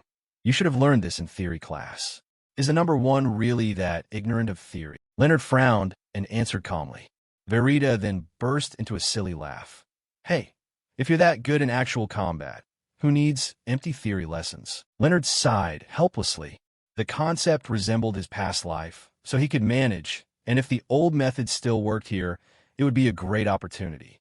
After a while, he suddenly asked, if you could truly train all the cores, wouldn't 5 cores be the strongest? Dylan chuckled naively. In theory, yes, but where do you get enough resources to train them? Without resources, training has limits no matter what. Leonard and Verita both looked at him with disapproving eyes. Having many cores only brings disadvantages, so sticking to single or triple core is safest. Can someone please shut him up? Later, Verita bluntly stated, I'm satisfied with just triple core. If a single core appears, it's too prominent and troublesome. Later, someone suddenly declared, Leonard is 5 core. He slowly walked away, the words still ringing in his ears. Think about it. He has sword talent but no affinity with the bloodline. My God, why do you treat him like that? Leonard helplessly told himself, I've really made a name for myself, but in a way no one would want. Then he stood alone in front of a room, head bowed in thought. After a moment, Leonard ran his hand along his lip and smiled faintly. I didn't want things to come to this, either. Suddenly, he felt something strange approaching from behind him. With quick reflexes, Leonard fortunately dodged the sudden attack. He turned his head and heard the other quietly say, Impressive. The opponent suddenly regained his strength and kept exclaiming, So young and already understands the sword? The man in front of him was Fabian, who walked over slowly. Don't live up to the rumors about you. Number 381. He introduced himself seriously. I'm Leonard, formerly number 381. Hearing his record, the elder couldn't help but sigh. Reaching this realm at your age is rare. A remarkable refinement, even without using aura. Leonard frowned and suddenly said, Isn't martial art built from the mind and honed by the body? Fabian was momentarily stunned. Leonard continued boldly. I thought aura's presence had nothing to do with the precision of martial arts. As soon as he finished speaking, the man couldn't help but laugh with pleasure. After a moment, Fabian looked at him and said seriously, It seems the rumors still don't capture your full ability. Good attitude. I like you. He clasped his hands politely and introduced himself. My name is Fabian, Swordmaster and Captain of the Azure Dragon Knights.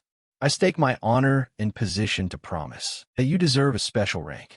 I will ensure you receive the best treatment. Hearing that, the subordinate behind him spoke up to remind him, Captain, are you serious? Leonard was just confirmed as 5 core at the ceremony. Fabian loudly affirmed, The number of cores doesn't matter. Don't let those trivial things impede the path to greatness. If someone has talent, we must invest fully, so don't worry about what others say. Having no other choice, the subordinate reluctantly approached, You deserve this special rank. Take this, it's a space pouch. It already contains enough supplies. Take whatever you need. Fabian looked at him with amusement. As a special rank student, I give you the right to choose for yourself. He happily ordered, Feel free to pick. Behind those doors are different training areas. Usually we'd assign based on your level, but this time I'll let you decide. Leonard suddenly fixed his gaze forward and asked, Which place provides resources most suited to my current level? Fabian laughed and nudged him. Good question. One who avoids the hard road isn't a true martial teacher. He looked at him and explained slowly. Then you should go to Calaboth. It's the Empire's most remote island. Even veteran knights give up because the environment is too harsh. It can only be described as untamed wilderness. Moreover, some areas are as dangerous as demon territories. Excited yet, Leonard touched it lightly and replied politely, Yes, thank you for your concern, Captain Fabian. Looking into the mysterious power inside his head, he thought, The reason 5 core training is considered difficult is simply that people don't know how to train correctly. The 5 elements are both a flow and an integrated whole. If I can elevate them all at once, this is a golden opportunity to surpass my past life's accomplishments. Leonard decided to carry his luggage inside. Fabian watched him and spoke softly. Well then, good luck. As Leonard stepped in, he hurriedly covered his face with his hand. He looked around and then concluded with certainty. Calaboth. Suddenly a voice echoed from behind him. Welcome. When he turned, he saw Bradley approaching. I didn't hear him come. This person is formidable. He looked him over and asked, "Are you the trainee everyone's been talking about?" Leonard stepped back and bowed politely. "Nice to meet you. My name is Leonard." Bradley also offered a polite introduction. "I'm Bradley. I oversee the Calaboth region, and I'm a senior knight of Basilisk Company, First Squad of the Azure Dragon." As he spoke, Bradley gestured. "Now go greet the others elsewhere. You haven't properly greeted everyone yet, have you?" Leonard nodded in acknowledgement. "Yes, that's right." Then he walked on while giving a brief explanation. "Everyone here is a trainee knight. Even with rank differences, you should still show respect to the seniors." Leonard followed quietly, thinking as he walked. From his tone, I probably don't need to be overly formal. While walking, Bradley suddenly stopped. "If you accidentally run into someone, you have nothing to fear. There's a rule against giving first-year recruits a hard time." Leonard nodded firmly. "I'll remember that." Seeing his decisive attitude, Bradley nodded with slight satisfaction. "Good. From today, you'll have half a year under my protection, and the other half is self-training. After that, you'll be entirely on your own. Clear?" Leonard nodded resolutely. "Yes, I understand." Bradley continued outlining some details. "Usually matters like lodging and clothes aren't my concern, but since you're specially favored, at least I'll arrange you a place to sleep." Then he led him to a simple wooden room. "Here, use this room. It has the necessary supplies inside." Leonard looked around and bowed politely. "Thank you." Bradley emphasized that aside from that, he must be self-sufficient in everything else. "In theory, with spirit stones you can buy anything. So do that." Leonard nodded seriously and cautiously. "Understood, Captain Bradley." He nodded with satisfaction and asked kindly, "That's the basic orientation. Do you have any questions?" He thought for a moment and then asked, "What's the difference between the protection period and the training period?" Bradley answered kindly, "There's a bit of a difference, but it's simple. During protection, I'll support your activities. During the training period, I'll only ensure no one can touch you." He looked around the quarters cautiously. "Are there laws here against injuring or killing?" Bradley emphasized clearly, "Killing is absolutely forbidden." Leonard nodded and stepped inside. "I understand. One last thing. Can you tell me the value of the resource coins I was just given?" "All right, let me see." Bradley kindly let him in and explained, "You have 3,000 lower-grade spirit stones and 100 vials of potions for each attribute." Seeing the pile of spirit stones, Leonard couldn't help but think, even for a class leader, this amount is excessive. Seeing him silent, Bradley glanced over and thought, that kid Leonard is supposedly from a branch family. Even those of the main line might not receive this much. It seems the captain favors him greatly. Leonard observed and asked, "Exactly what are spirit stones?" He explained patiently, "They are ores filled with mana. You absorb that energy to gradually expand your mana cavity." As he spoke, he glanced at Leonard's heavy luggage. With this much, a single core could reach Tier 10, and a 5-core might cry up to Tier 5. Leonard's eyes widened in astonishment. "Tiers? Is that a kind of ranking system?" Seeing his startled expression, Bradley only smiled lightly. "I'll explain it to you now." First, he taught him how to recognize the cultivation realms of a practitioner. Martial practitioners in this world are divided into 5 major realms and 10 minor realms. Each major realm consists of 10 sub-tiers, and as you ascend each level, you gradually become a true martial artist. The cultivation realm of body forging. This realm trains the physical body. You use the mana within you to expand your mana cavity. The second is the realm of external force. The external force realm trains you to convert refined mana into aura. The third is the realm of refining the distinct self. It's called the transcendence realm, hard to define because it differs for each person. The fourth realm is the demigod realm, a state beyond the mind that allows the will to directly influence reality. After the brief explanation, Bradley began to emphasize, at the 5th level you'll undergo rebirth to touch the divine. The next stage he mentioned is called the God Realm. At this point, Bradley's expression darkened. However, aside from the progenitor Cardanus, no one has reached that level. He turned his back and, voice rough with anger, said, "There are arrogant fools causing trouble, claiming it's just Cardanus fabrication. That trash must have forgotten they'd be enslaved for life if our progenitor hadn't exterminated that evil dragon." After a while, Bradley sat up gently, coughed a few times, and explained, "That's enough. Now, let's begin real training." He lightly pointed beside Leonard. "The first task is to cultivate mana. Use resources to strengthen your body and expand your mana cavity. This exercise is simple. You only need to absorb energy from the spirit stones." After explaining for a while, Bradley immediately opened the door and left. "I'll let you do it yourself. Good luck."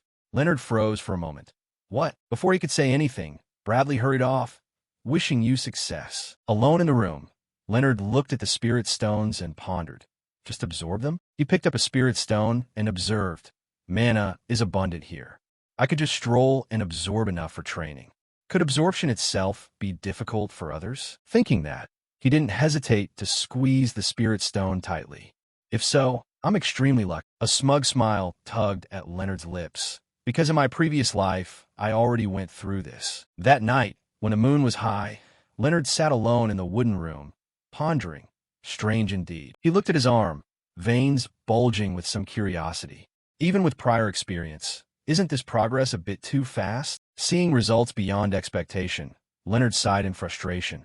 I didn't expect to reach Tier 3 after only a few short hours. At this rate, I'll hit Tier 5 in a day. After a while, he lay helpless on the floor and thought. Retaining memories of my past life made this training excessively easy. The 5-core mechanism is identical to the 5 elements from before, and this absorption method is just a basic exercise. But if I finish in one day, they'll surely be suspicious. Maybe I should hide in the mountains for a few days to train discreetly? Lost in this dilemma, he suddenly thought of Fabian. Wait, the captain believes I'm an unrivaled genius. Ideas began to form. If I demonstrate the techniques from my previous life now, I might play the part of that genius perfectly. Otherwise, all this potential will be wasted. At the same time, outside, Yin was patrolling the forest with his companions. When they saw the wooden room, they couldn't help but exclaim, "Impressive. Hasn't that kid been locked in that room for over a month?" It's been exactly a month and a half. Hayden, who was with him, frowned and said contemptuously, "Maybe he's planning to seclude himself until he reaches at least Tier 5 before coming out? That's the minimum to survive in this damn place." Yin shook his head and sighed. "That hurts to hear." Finding nothing interesting, Ju suggested, "Come on, let's go fish, boss. We don't have time to worry about that new recruit." They walked, complaining gloomily. "If we don't catch anything today or tomorrow, we'll have to dig out spirit stones to trade for food. That's horrible. After all, our skill level is only at the goblin tier. That's going too far. At least we should be able to beat an orc. Both of those are the weakest types here." As their voices faded, the wooden door began to stir and slowly open. Leonard stepped out, looked around, and breathed a sigh of relief. He brushed dust from his face with his hand and wondered, should I ask Bradley for a real sword? The next day, Bradley paused at that request. "You want a real sword?" He drew a sword and looked straight at Leonard. "What's your reason?" Leonard answered honestly. "I think I need to get used to a real sword instead of always using a wooden one." Bradley glanced at him inwardly and began to mock. Getting a bit stronger and already getting arrogant, huh? No sooner had he finished speaking than Leonard punched a nearby boulder to pieces. The strike was so perfect it made Bradley's eyes widen in astonishment. He was briefly surprised, then blurted out praise. "I didn't expect your 5-core to reach Tier 3 in just a month and a half." Bradley hesitated, then emphasized in a strained tone. "This rate of advancement is impressive, but..." He glared and shouted, "Don't get too delusional, trainee." Faced with this, Leonard's eyes widened. He was being cornered. "What? With my current strength?" Bradley tapped the sword once on his head. "Don't be so scared." He withdrew his angry expression and adopted a caring tone. "Just don't do anything foolish." Leonard rubbed his head and took the sword. "Thank you." Bradley suddenly remembered something. "If you lose the sword, you'll have to compensate with spirit stones." Leonard asked sincerely. "And if it breaks?" He took out a spirit stone and smiled. "Then you'll pay with spirit stones as well." Leonard let out a wry chuckle. "Fair enough." He turned and left, not forgetting to encourage him. "All right, do your best." Leonard carefully opened the map to study it. "So I have a sword now." Looking at the map, he began a plan.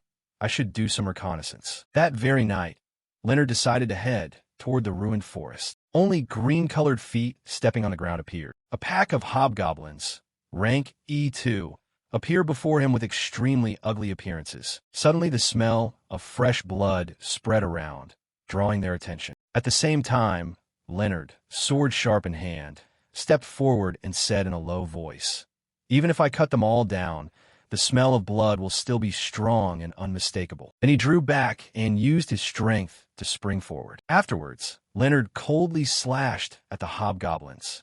"I'll make your death easy." One took the full blow and was instantly cut in half. Leonard touched a glowing stone and thought to himself, "When monsters die, they release mana in the form of essence stones." After clearing all the hobgoblins, he squinted. Gathering about 100 low-grade essence stones in a day isn't bad at all. A follow-up thought surfaced. In this ruined forest, I probably can't advance any further. The ruined forest by name is clearly a haven for those discarded from the food chain. Leonard felt a bit annoyed and thought, only weak E-rank creatures live here. He then slightly turned his head, his pupils glancing back. After sensing something moving, Leonard told himself, this scent is different from before. A gnoll? He felt his sword hand involuntarily tremble, and a thought appeared in his mind. It didn't even bother to hide its presence, which means it completely sees me as prey. It didn't even bother to hide its presence, which means it completely sees me as prey. Then he frowned challengingly. "Come here, you dog." No sooner had the words left his mouth than a loud crash sounded, like things colliding. Before Leonard now was a ferocious wolf bearing sharp fangs as it lunged. But before it could do any real damage, he delivered a punishing strike. The choking smoke gradually cleared, and Leonard stood with both hands held up in front of him. He then frowned and looked at the monster with disdain. "Shut up, you damn dog." It, with milky eyes, gaped and drooled, letting out a loud howl. Leonard gripped his wrist and thought, just redirecting its attack, and it has this much power. He then used the momentum to spring up high to evade the gnoll strike. Then I'll dodge every attack. Suddenly grotesque, veins appeared on the hobgoblin's bicep. Seeing that, Leonard glanced and thought, the info is off. These guys aren't normal at all. Normal goblins are E1. When they evolve into hobgoblins, they reach E2. A typical gnoll would be D1. He was still lost in his own thoughts. Usually monsters only evolve once and stop, but this one's power doesn't resemble D2 at all. If that's the case. At the same time, Leonard leaned to the side to dodge the goblin's attack. What he was facing now was a gnoll rank D3. But he only sneered, "Then I have no other choice." Leonard's pupils flared red as he glared at it.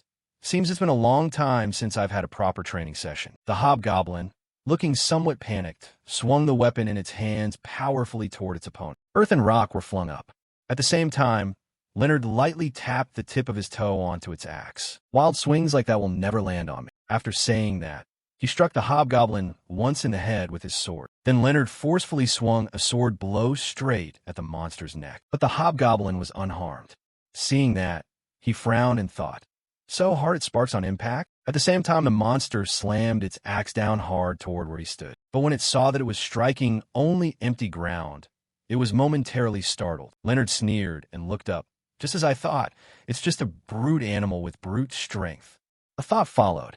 Here's an opportunity. While its axe was stuck and cutting with the sword wouldn't work, he suddenly turned behind it and shouted loudly, causing the hobgoblin to momentarily freeze. He then frowned and told himself, even though its muscles and bones are very tough, this weak point can't be protected. With the sharp weapon in his hand, Leonard drove it in a straight line from its chin up to the crown of its head. At the same time, things sparkling silver white appeared in the sky. Seeing this, Leonard raised an eyebrow in admiration.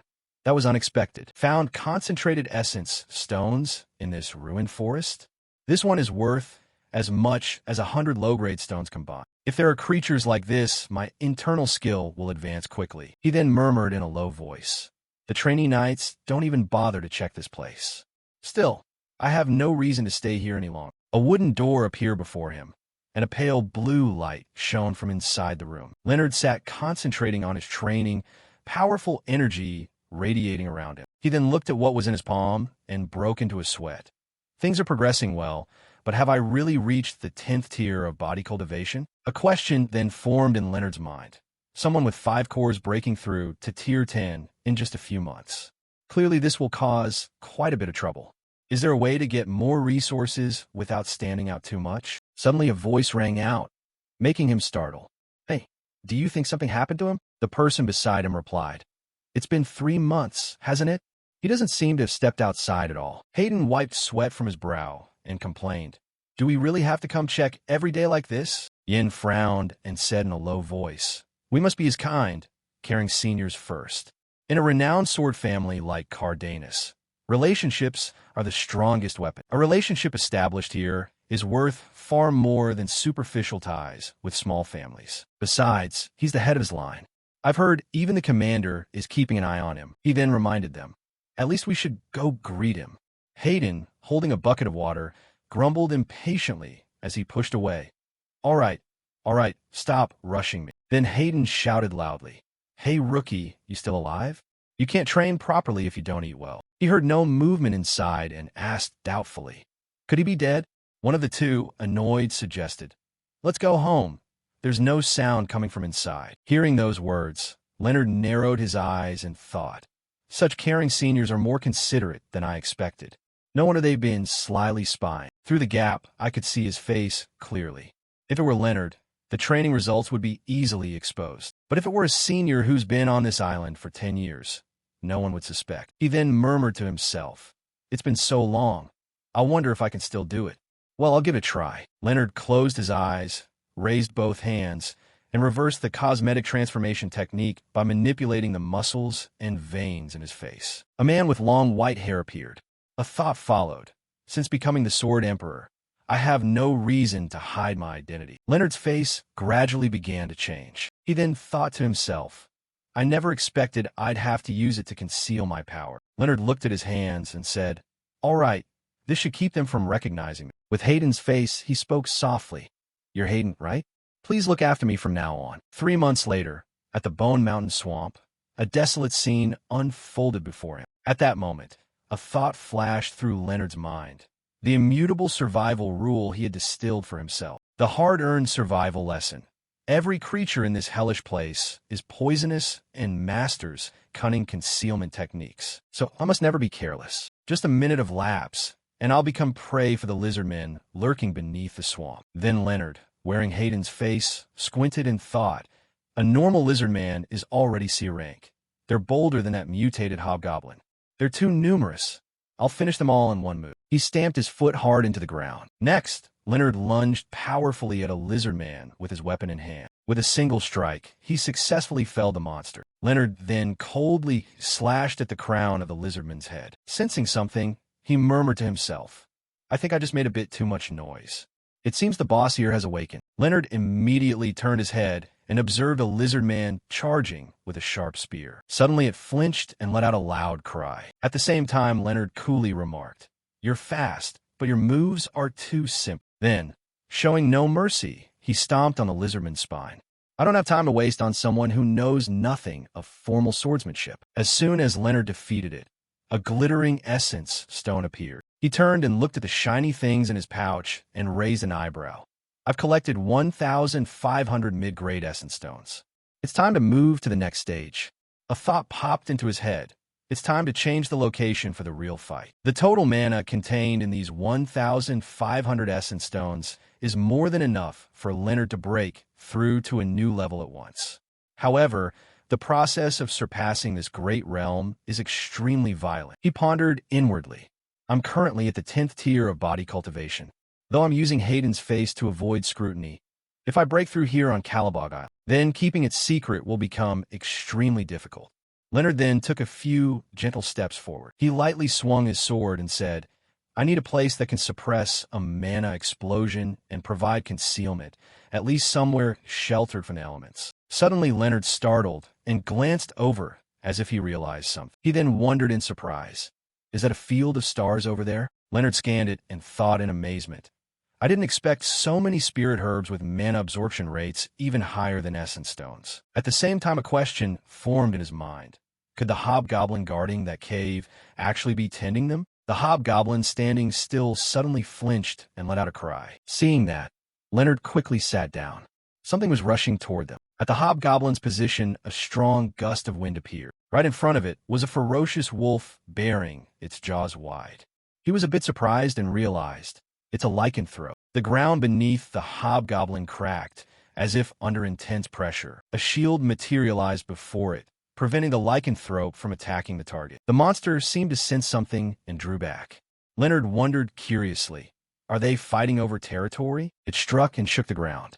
Have monsters of that scale learned to manipulate natural forces? He watched the hobgoblin's actions and thought, manipulating tens of tons of earth and rock at will. Even for me, that's not easy. But the other was also dodging with lightning speed. Before Leonard was a fiercely even battle between the hobgoblin and the lycanthrope. Neither side would yield. The two monsters roared simultaneously as if to demonstrate their strength. He remained silent, watching while inwardly predicting, this fight certainly won't end soon. Seizing the opportunity, Leonard immediately dropped down in front of the cave. He glanced aside. While they're busy, I'll sneak in to explore the cave. Leonard didn't hesitate and stepped into the cave. If a monster of that caliber stands guard, there must be some extremely valuable treasure inside. Inside the cave, he could hear only his own footsteps. Leonard frowned and told himself, I just stepped in and I can no longer hear the noise from outside. This is the perfect place for me to break through the realm. A pale golden light appeared before him. He was a bit curious.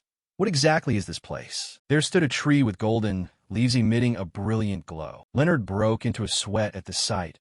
All mid-grade spirit herbs? Could that hobgoblin really have cultivated this entire patch? He then looked at the jade-green branches beside it, but something felt strange. Although the number of herbs here was huge, from outside, you couldn't sense anything. Leonard reached forward and unleashed a burst of blue energy. The attack was immediately blocked by a thick shield.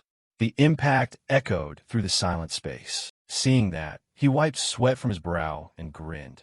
I see, these things have been protecting and concealing this place. Leonard then looked up at the golden tree and asked suspiciously, everything in this cave is extremely strange. What kind of tree is that blazing gold one? He reached out, gently touched the golden leaves, and looked curious. I've heard of mid-grade spirit herbs, but does a tree like this really exist? It must be high-grade, maybe even beyond that. I suspect that hobgoblin doesn't even know the true value of this tree. I'm planning to break through the great realm right here. It must be high-grade, maybe even beyond that. I suspect that hobgoblin doesn't even know the true value of this tree.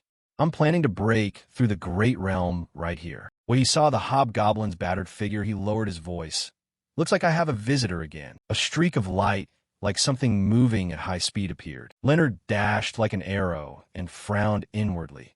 Because this place suppresses mana and sound, I didn't realize he was approaching. The hobgoblin behind him looked as if it had endured a fierce battle. He looked at its body and thought, fortunately, the wounds from its battle haven't healed yet. At that moment, a tremendous power emanated from its body, sending earth and rock flying up. The sound of crumbling stones echoed throughout the space. Leonard reacted quickly and leaped up to avoid the blow. He stared at the cave entrance now blocked and thought, rather than attack directly, he's targeting the entrance to trap me in? A thrilled smile appeared on Leonard's lips, and he then frowned and shouted, fine, suit yourself. I'll fight to the end. The sounds of falling rocks resounded in the silent night. The cave entrance was sealed by huge boulders. The only way out was gone. Inside, the hobgoblin, its body covered in wounds, threw a strike forward. Leonard dodged the blow and glanced sideways, wondering, has he realized after a few exchanges that he can't beat me in speed? Leonard used a flying rock as a springboard while reminding himself, just one hit would be lethal. He cast a quick glance ahead and thought, this one is sharp. If that's the case, with that thought, Leonard swiftly lunged toward the hobgoblin's position. With powerful energy radiating from him, he frowned and charged. Leonard looked at the monster and firmly vowed inwardly, I'll finish him in a single strike. Next, he forcefully swung his sword and struck its mouth, causing the hobgoblin to cry out in pain. Leonard didn't stop and continued the arc of his blade. But when he saw it was unharmed, he gritted his teeth and thought, it's protected by earth and stone. If not for that pile. Leonard watched the hobgoblin swing its fist and thought, of course. Its attack, carrying tremendous destructive force, slammed down and cracked the ground. Then the hobgoblin slowly raised its clenched fist. He then bluntly exposed, you've been an elemental user from the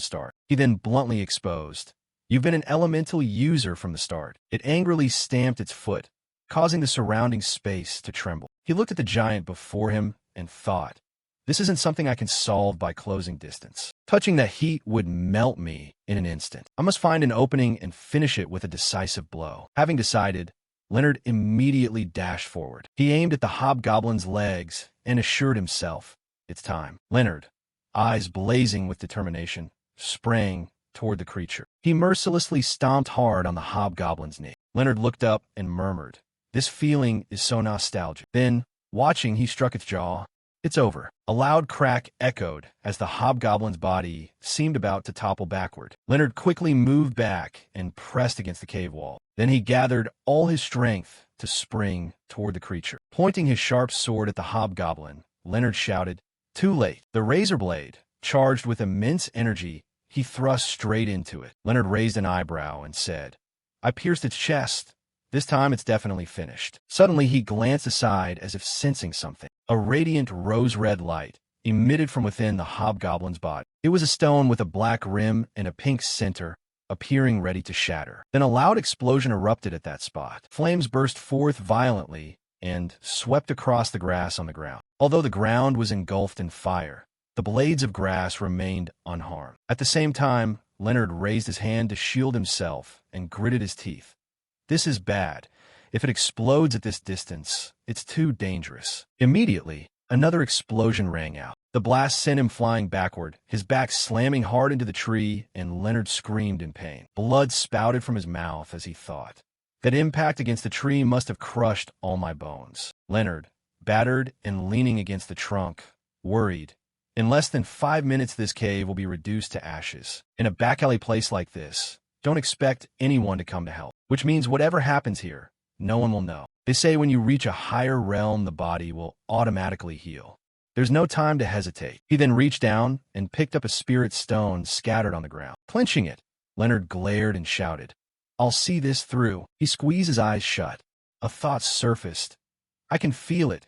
Mana from the spirit stone seeping into my damaged meridians. My body is being miraculously healed by the spirit stone." Leonard then stepped toward the patches of herbs growing on the ground, but it still wasn't enough. He bent down and told himself, "I must absorb all the spirit herbs here." Leonard roughly pulled up the herbs and stuffed them into his mouth.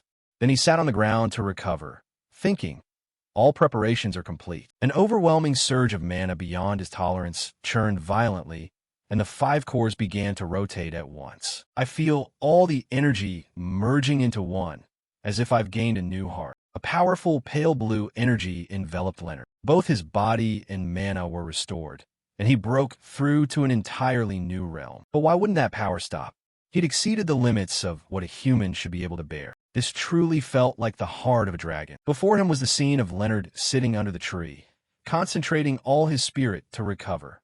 Wide-eyed, he thought in surprise. Not only had the 5-core mana fused completely, but my realm has leapt to the 3rd tier of external force as well. Recalling the faces of the 3 elders, he thought, those seniors stuck on tier 2 for years. This will surely cause a huge stir in Cardenas. He surveyed the powerful energy surging through his body.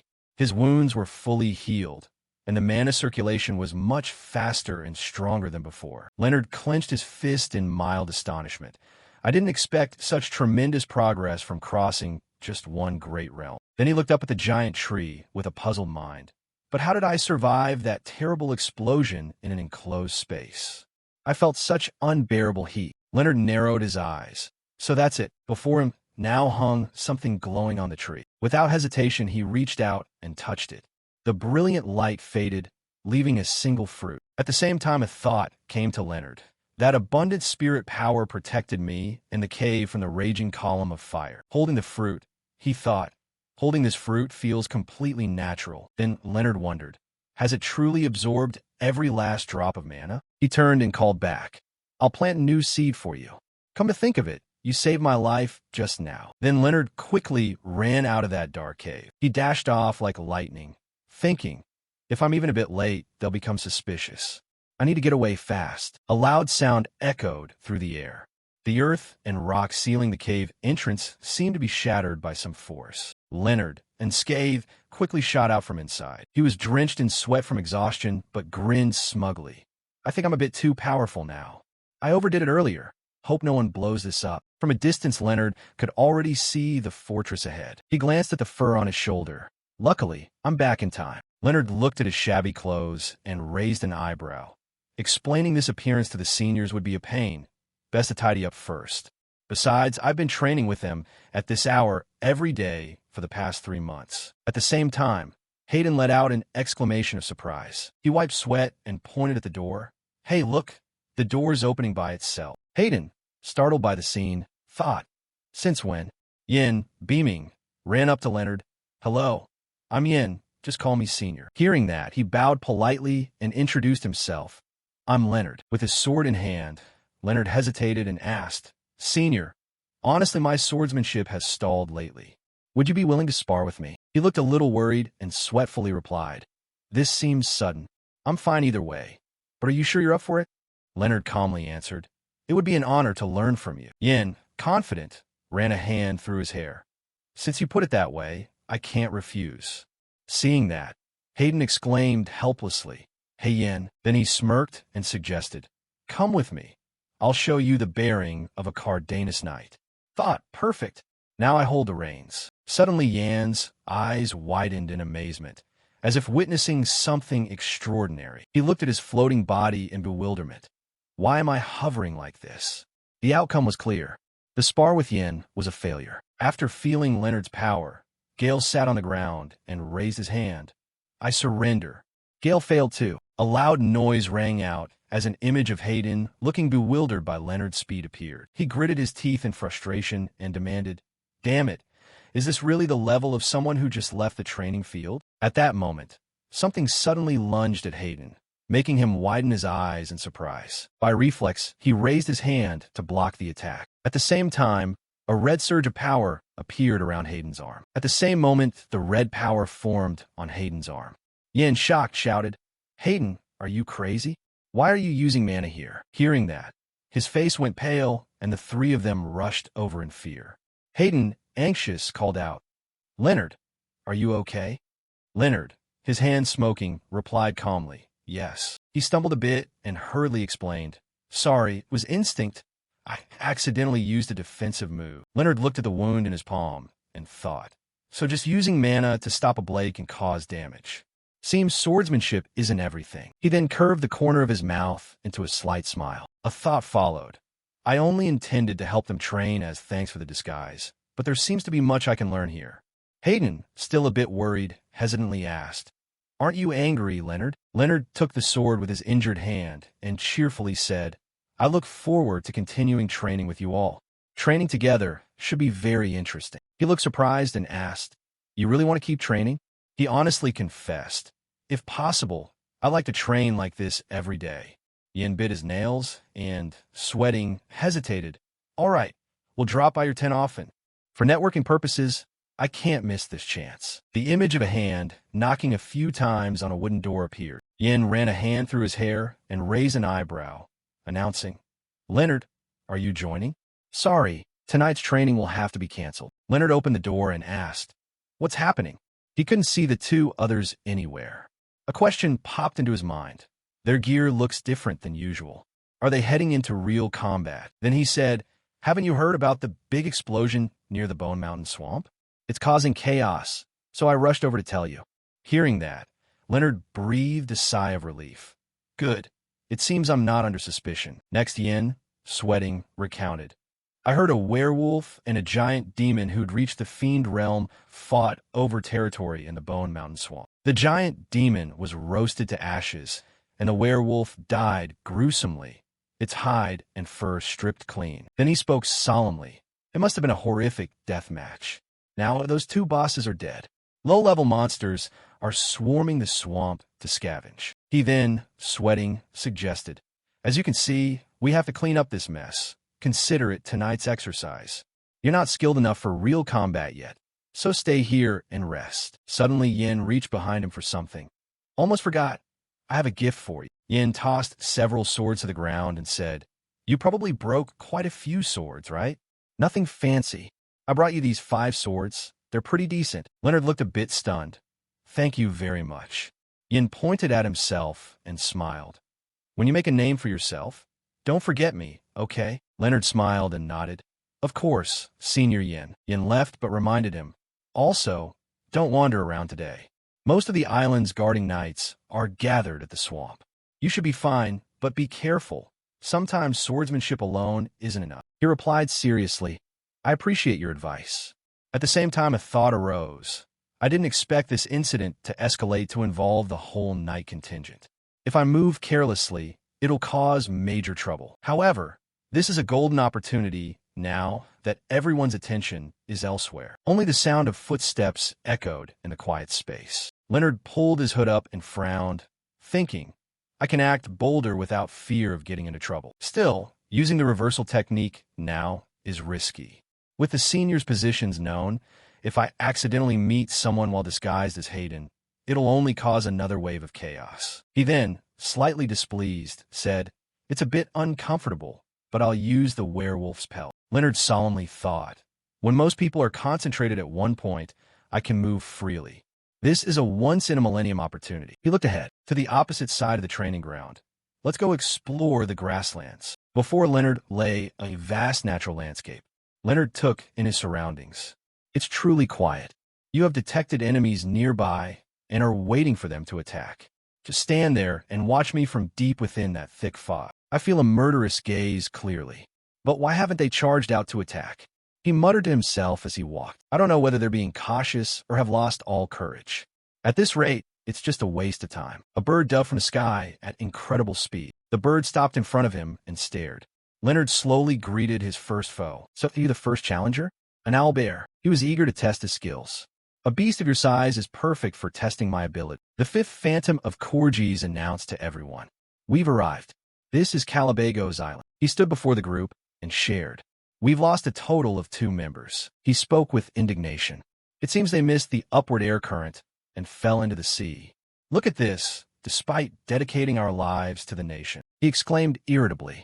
Does heaven not understand our plight? The fifth phantom of Corgis shouted emphatically. We must capture that Cardanis trainee alive.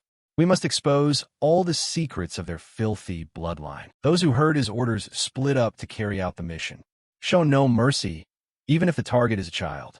They are the root of all evil. In a parched desert where sunlight beat down, Gron ran frantically across the dunes, his mind in complete turmoil. When did I get separated from everyone? He remembered and was filled with panic. I wonder how many A-rank monsters are on this island. Thinking about having no captain, he dared not fight. Gron wondered, what exactly are the Cardanis demons plotting on this island?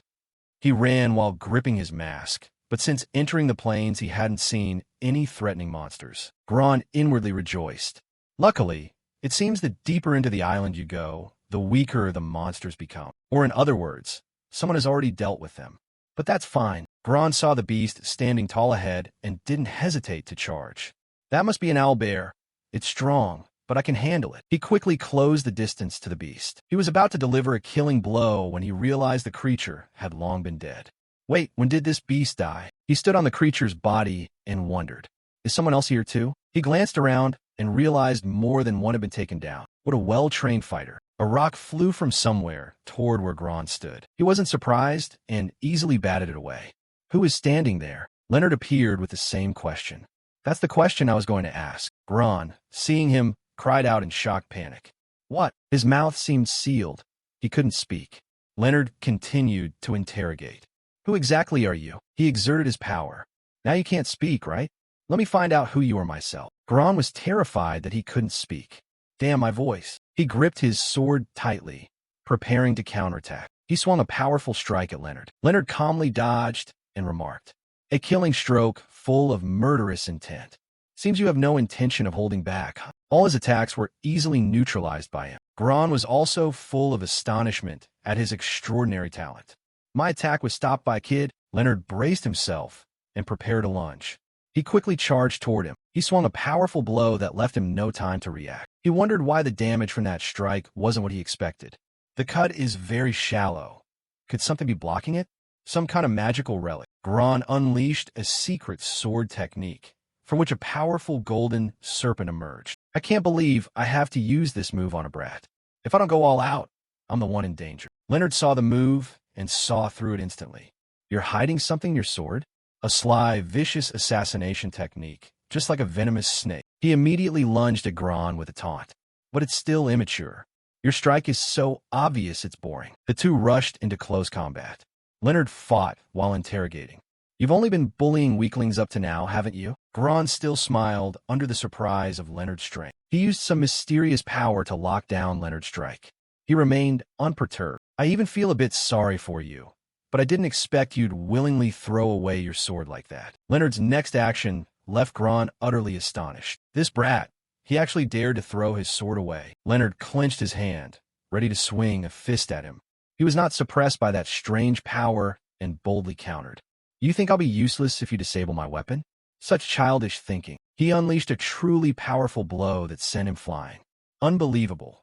Gron's face was bruised purple, yet he still praised his strength. At that age, and with such daring strikes and judgment, could he have awakened that filthy blood's power? Night fell, leaving only moonlight over the barren land. Leonard continued to stroll calmly. Leonard tied the guy tightly to a tree while issuing a threat. Do you understand the situation now? I'm sure your mana and body are useless for anything now, but your life is in my hands. Gron was bound but remained unrepentant, hurling curses. You coward. He spat insults at him. Filthy Cardanus demon.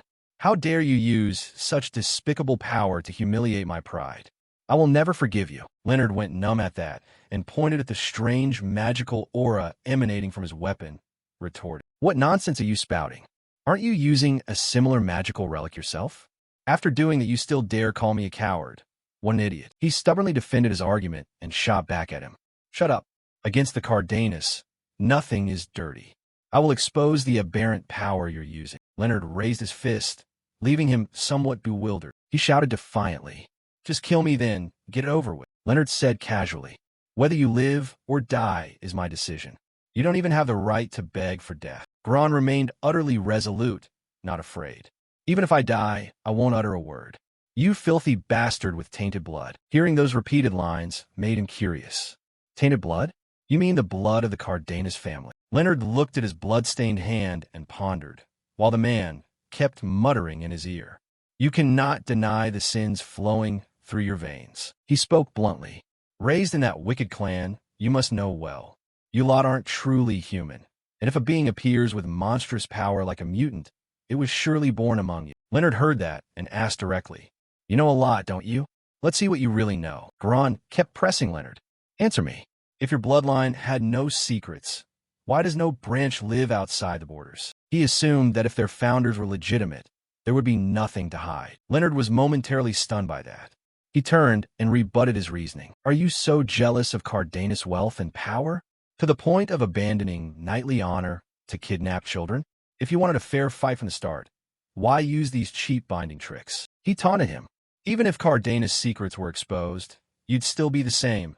Coastal riffraff with no power, no honor. He leaned in with murderous eyes and said, with that shabby pride, how will you answer your ancestors? Gron, unafraid, shot back. Don't get cocky, kid. How dare you insult the name Corgis? Leonard exclaimed. So you're from Corgis? Gron was puzzled. What? You already know. He delivered a decisive, killing blow. When a mind is chaotic, one can forget the obvious. Gron only managed to leave 2 words. Terrible. Leonard warned him beforehand. You've opened your mana channel. You're about to die. But before that, you must confess everything you know to me. A line of memory began. Corgis, a small kingdom on the continent's western side.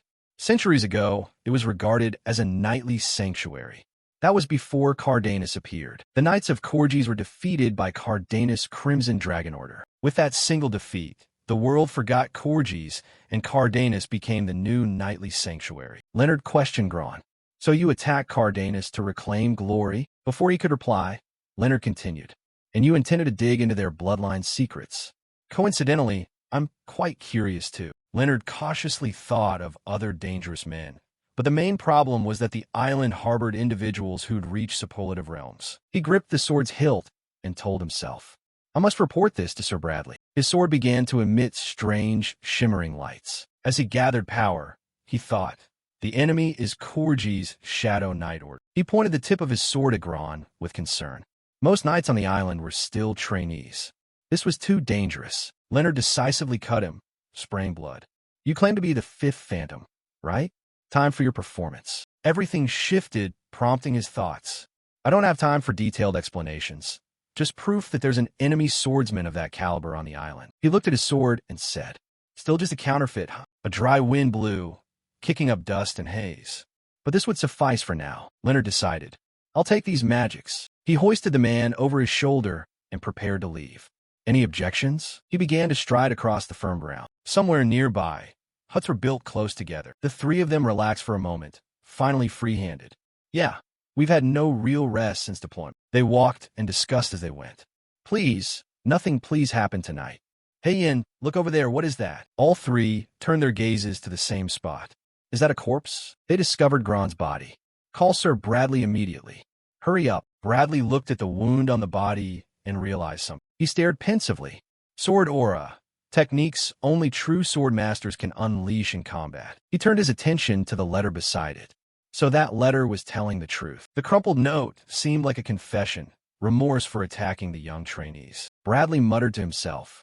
Corgi's Shadow Knight Order has many masters, even a commander at a superlative realm leading them, and they're heading straight for the trainee knight's quarters. He ground his teeth in discomfort and said, if we gather all forces, it might barely hold. But the leader is the real problem. Bradley immediately gave orders. Yin, sound the alarm for the whole island. This is an emergency. Yin hurriedly complied.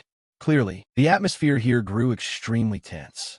Everyone became urgent, their footsteps marching one after another without hesitation. Leonard saw the situation unfolding just as he had expected. So, he's calling everyone to assemble? Seems Sir Bradley has grasped the intent. Bradley stood before them and announced clearly. Listen up, this is not a drill. A very powerful enemy has infiltrated Calaboth's island. Everyone listened solemnly to his directives. The information Bradley provided alarmed them. About 30 foes far exceeding level 8 external force, including at least one knight who had reached the superlative realm of Swordmaster. He cautiously warned about the danger. You know how powerful superlative masters are. Just look at Captain Fabian of the Azure Dragon Knights. Treat them like mobile natural disasters. For them, the Eastern Army means nothing. Bradley presented two options. Choose now. 1. Open the space gate and flee, abandon this island, and wait for reinforcements. The other option was equally harsh. 2. Stay and fight the enemy. Dichide. The trainee knights of Cardanus. Leonard remained calm before the coming storm. A real battle like this would be a life-defining experience for them, if they survived. No one could blame them if they chose to retreat. He was somewhat surprised by how others acted. They were resolute in their choice. We will fight. They gripped their sword hilts with confidence and declared, we won't be easily beaten. We've grown stronger. Let them see what we can do. He looked at them with new eyes once more. Fighting with swords when death is near is no easy matter. After all, they are knights. He had underestimated them. Everyone raised their swords and shouted, we will fight. The scene was full of momentum and strength. Bradley saw their actions and smiled with joy. He stepped forward to open the great gate, praising their courage while still moving with caution. Good. I respect your decision, but fighting a superlative is a completely different matter. We'll request Captain Fabian's aid. He reminded everyone. Prepare yourselves mentally. Leonard was elsewhere at that moment. He stood before the cave he had dug himself. So I'll have to use the pit I dug next to the sleeping area. He was glad but stayed alert, focusing on the main task. I'm still under protection, so they're evacuating me. But that's very convenient for me. Now let's check the new toys I borrowed. Leonard held his finger out and inspected. Most were broken.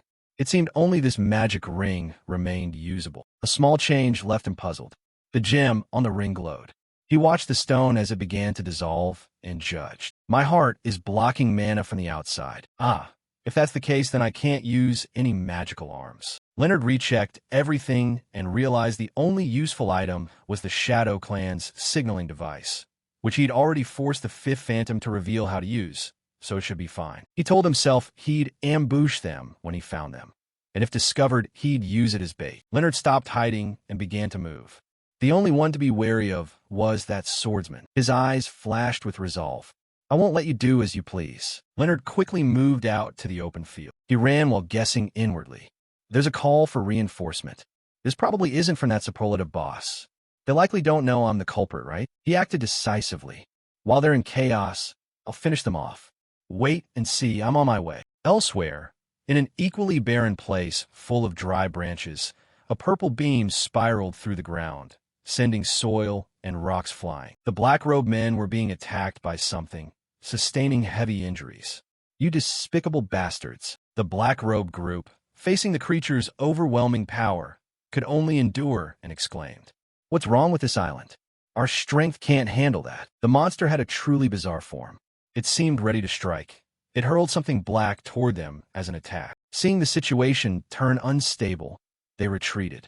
Prioritize the mission, leave it, and withdraw quickly. Allied forces are approaching this direction. The two of them ran in disgust. That monster is A rank, but it's alone. With reinforcements, we should be able to take it down. Hey, one man blurted in surprise. Don't tell me that approaching ally is him. Leonard appeared suddenly and swiftly dealt with a few of them. He had just sent 3 of his own off on their way. Another man exclaimed anxiously, "How did he know how to use that thing?" Leonard calmly explained to the black-robed men. "I only threatened a bit, and he spilled everything. Turns out the organization you praise is only so much." Hearing that, they became agitated and rushed at him without thinking. "You bastard." Leonard stood calmly in the battlefield with a sword in each hand and said, "I will avenge my comrades." The black-robed men surged forward in anger, but one of them was quickly taken out. "Shut up. This is vengeance for my friend.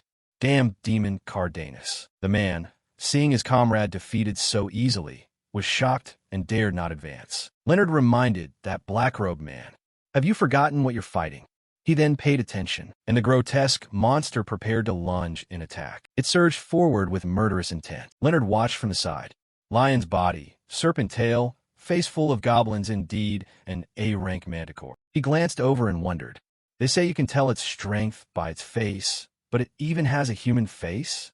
What are you? The monster seemed to have heard what he said and paused for a moment. Suddenly, it uttered 2 words. Human. Its voice shocked Leonard. A monster that can speak human. It turned its back to him and stated, "If I fight you, I'll die."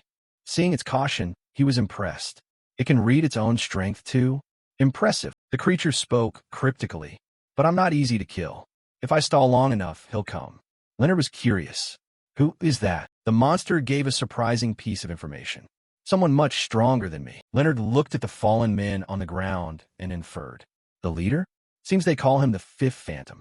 Alone he's scarier than all those who landed on this island combined." He thought of the swordsman.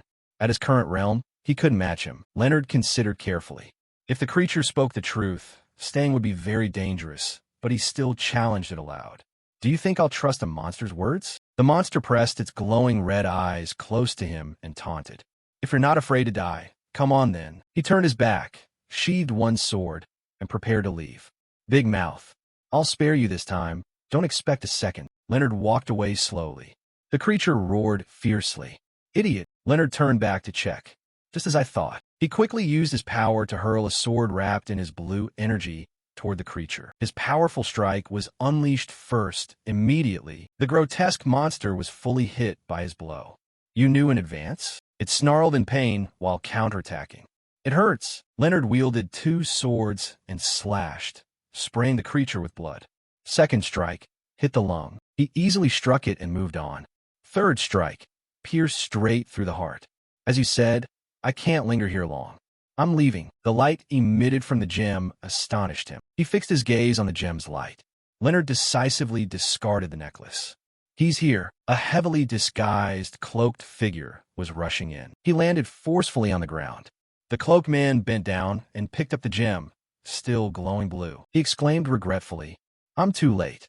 If I'd arrived a bit sooner, perhaps we could have made history together." That man was extremely vigilant about everything around him. He swung his sword decisively. His strike emitted a wave of green ki. Leonard was hiding behind a rock. He cautiously and quickly withdrew. "He can sense me at that distance? Staying here would be certain death." He unleashed every hidden trick to flee. "Never thought my tunnel-digging skill would save my life someday. I have to bury this guy for good." The man stood still, scanning around and muttering to himself. Did I imagine it? It doesn't match at all. He believed the mission had gone awry. His instincts were warning him. He left the place, leaving the scattered swords and bodies behind. "Rest in peace. Their sacrifices won't be in vain. Sleep well," he muttered. "Our objective has been completed." A hand reached up from the ground, and Leonard leaped out. A wounded soldier leaning against a tree saw him and asked, "Who are you?" "Sir Knight Cardanus." "You're too late." The man, gravely injured, recognized him. A trainee. The knight asked him to pass a message. As you can see, I won't last long. Tell the other knights. A single swordsman wiped out 43 mid-level knights in an instant. The knight recounted that 8 trainee knights had been patrolling. The information he received was shocking. They've been taken away. Leonard stood and scanned the surroundings. So they've been captured and taken away? He wondered silently how they could have escorted the hostages through here and escaped. He reviewed everything. Their goal was to collect experimental subjects. They'd surely want the hostages alive and transported safe. If that's true, there's only one method he knew that could do it. Mass teleportation, a spell that transports many people to one location at once. Leonard looked into the distance and reminded himself, I have to hurry. They've already achieved their aim. He estimated their route. To move that many people at once, they'd need an extremely wide space, which meant he could guess their destination. Leonard pressed the knight for more information. Is Sir Bradley pursuing them? The knight, though exhausted, helped him. He's having his troops scour the entire area. He warned. I understand. In that case, you should rest here for a bit. His words confused the knight. Rest? What the hell do you mean by that? Leonard then struck the knight, knocking him unconscious. Leonard bluntly scolded. You guessed wrong, Sir Bradley. He slung the knight over his shoulder and assessed the situation. I have to find a way to make him know the truth. At this rate, Cardenas will be completely crushed. But advice from a trainee carries no weight. He decided on a course of action. He'd have to personally lead Sir Bradley to that place. Meanwhile, Bradley was leading his group, scouring everywhere. He cursed as he walked. So they all ran off? Cowards, throwing away a knight's pride. Suddenly he shouted, Who's there? The unexpected appearance startled the troops, who took ready positions to counterattack.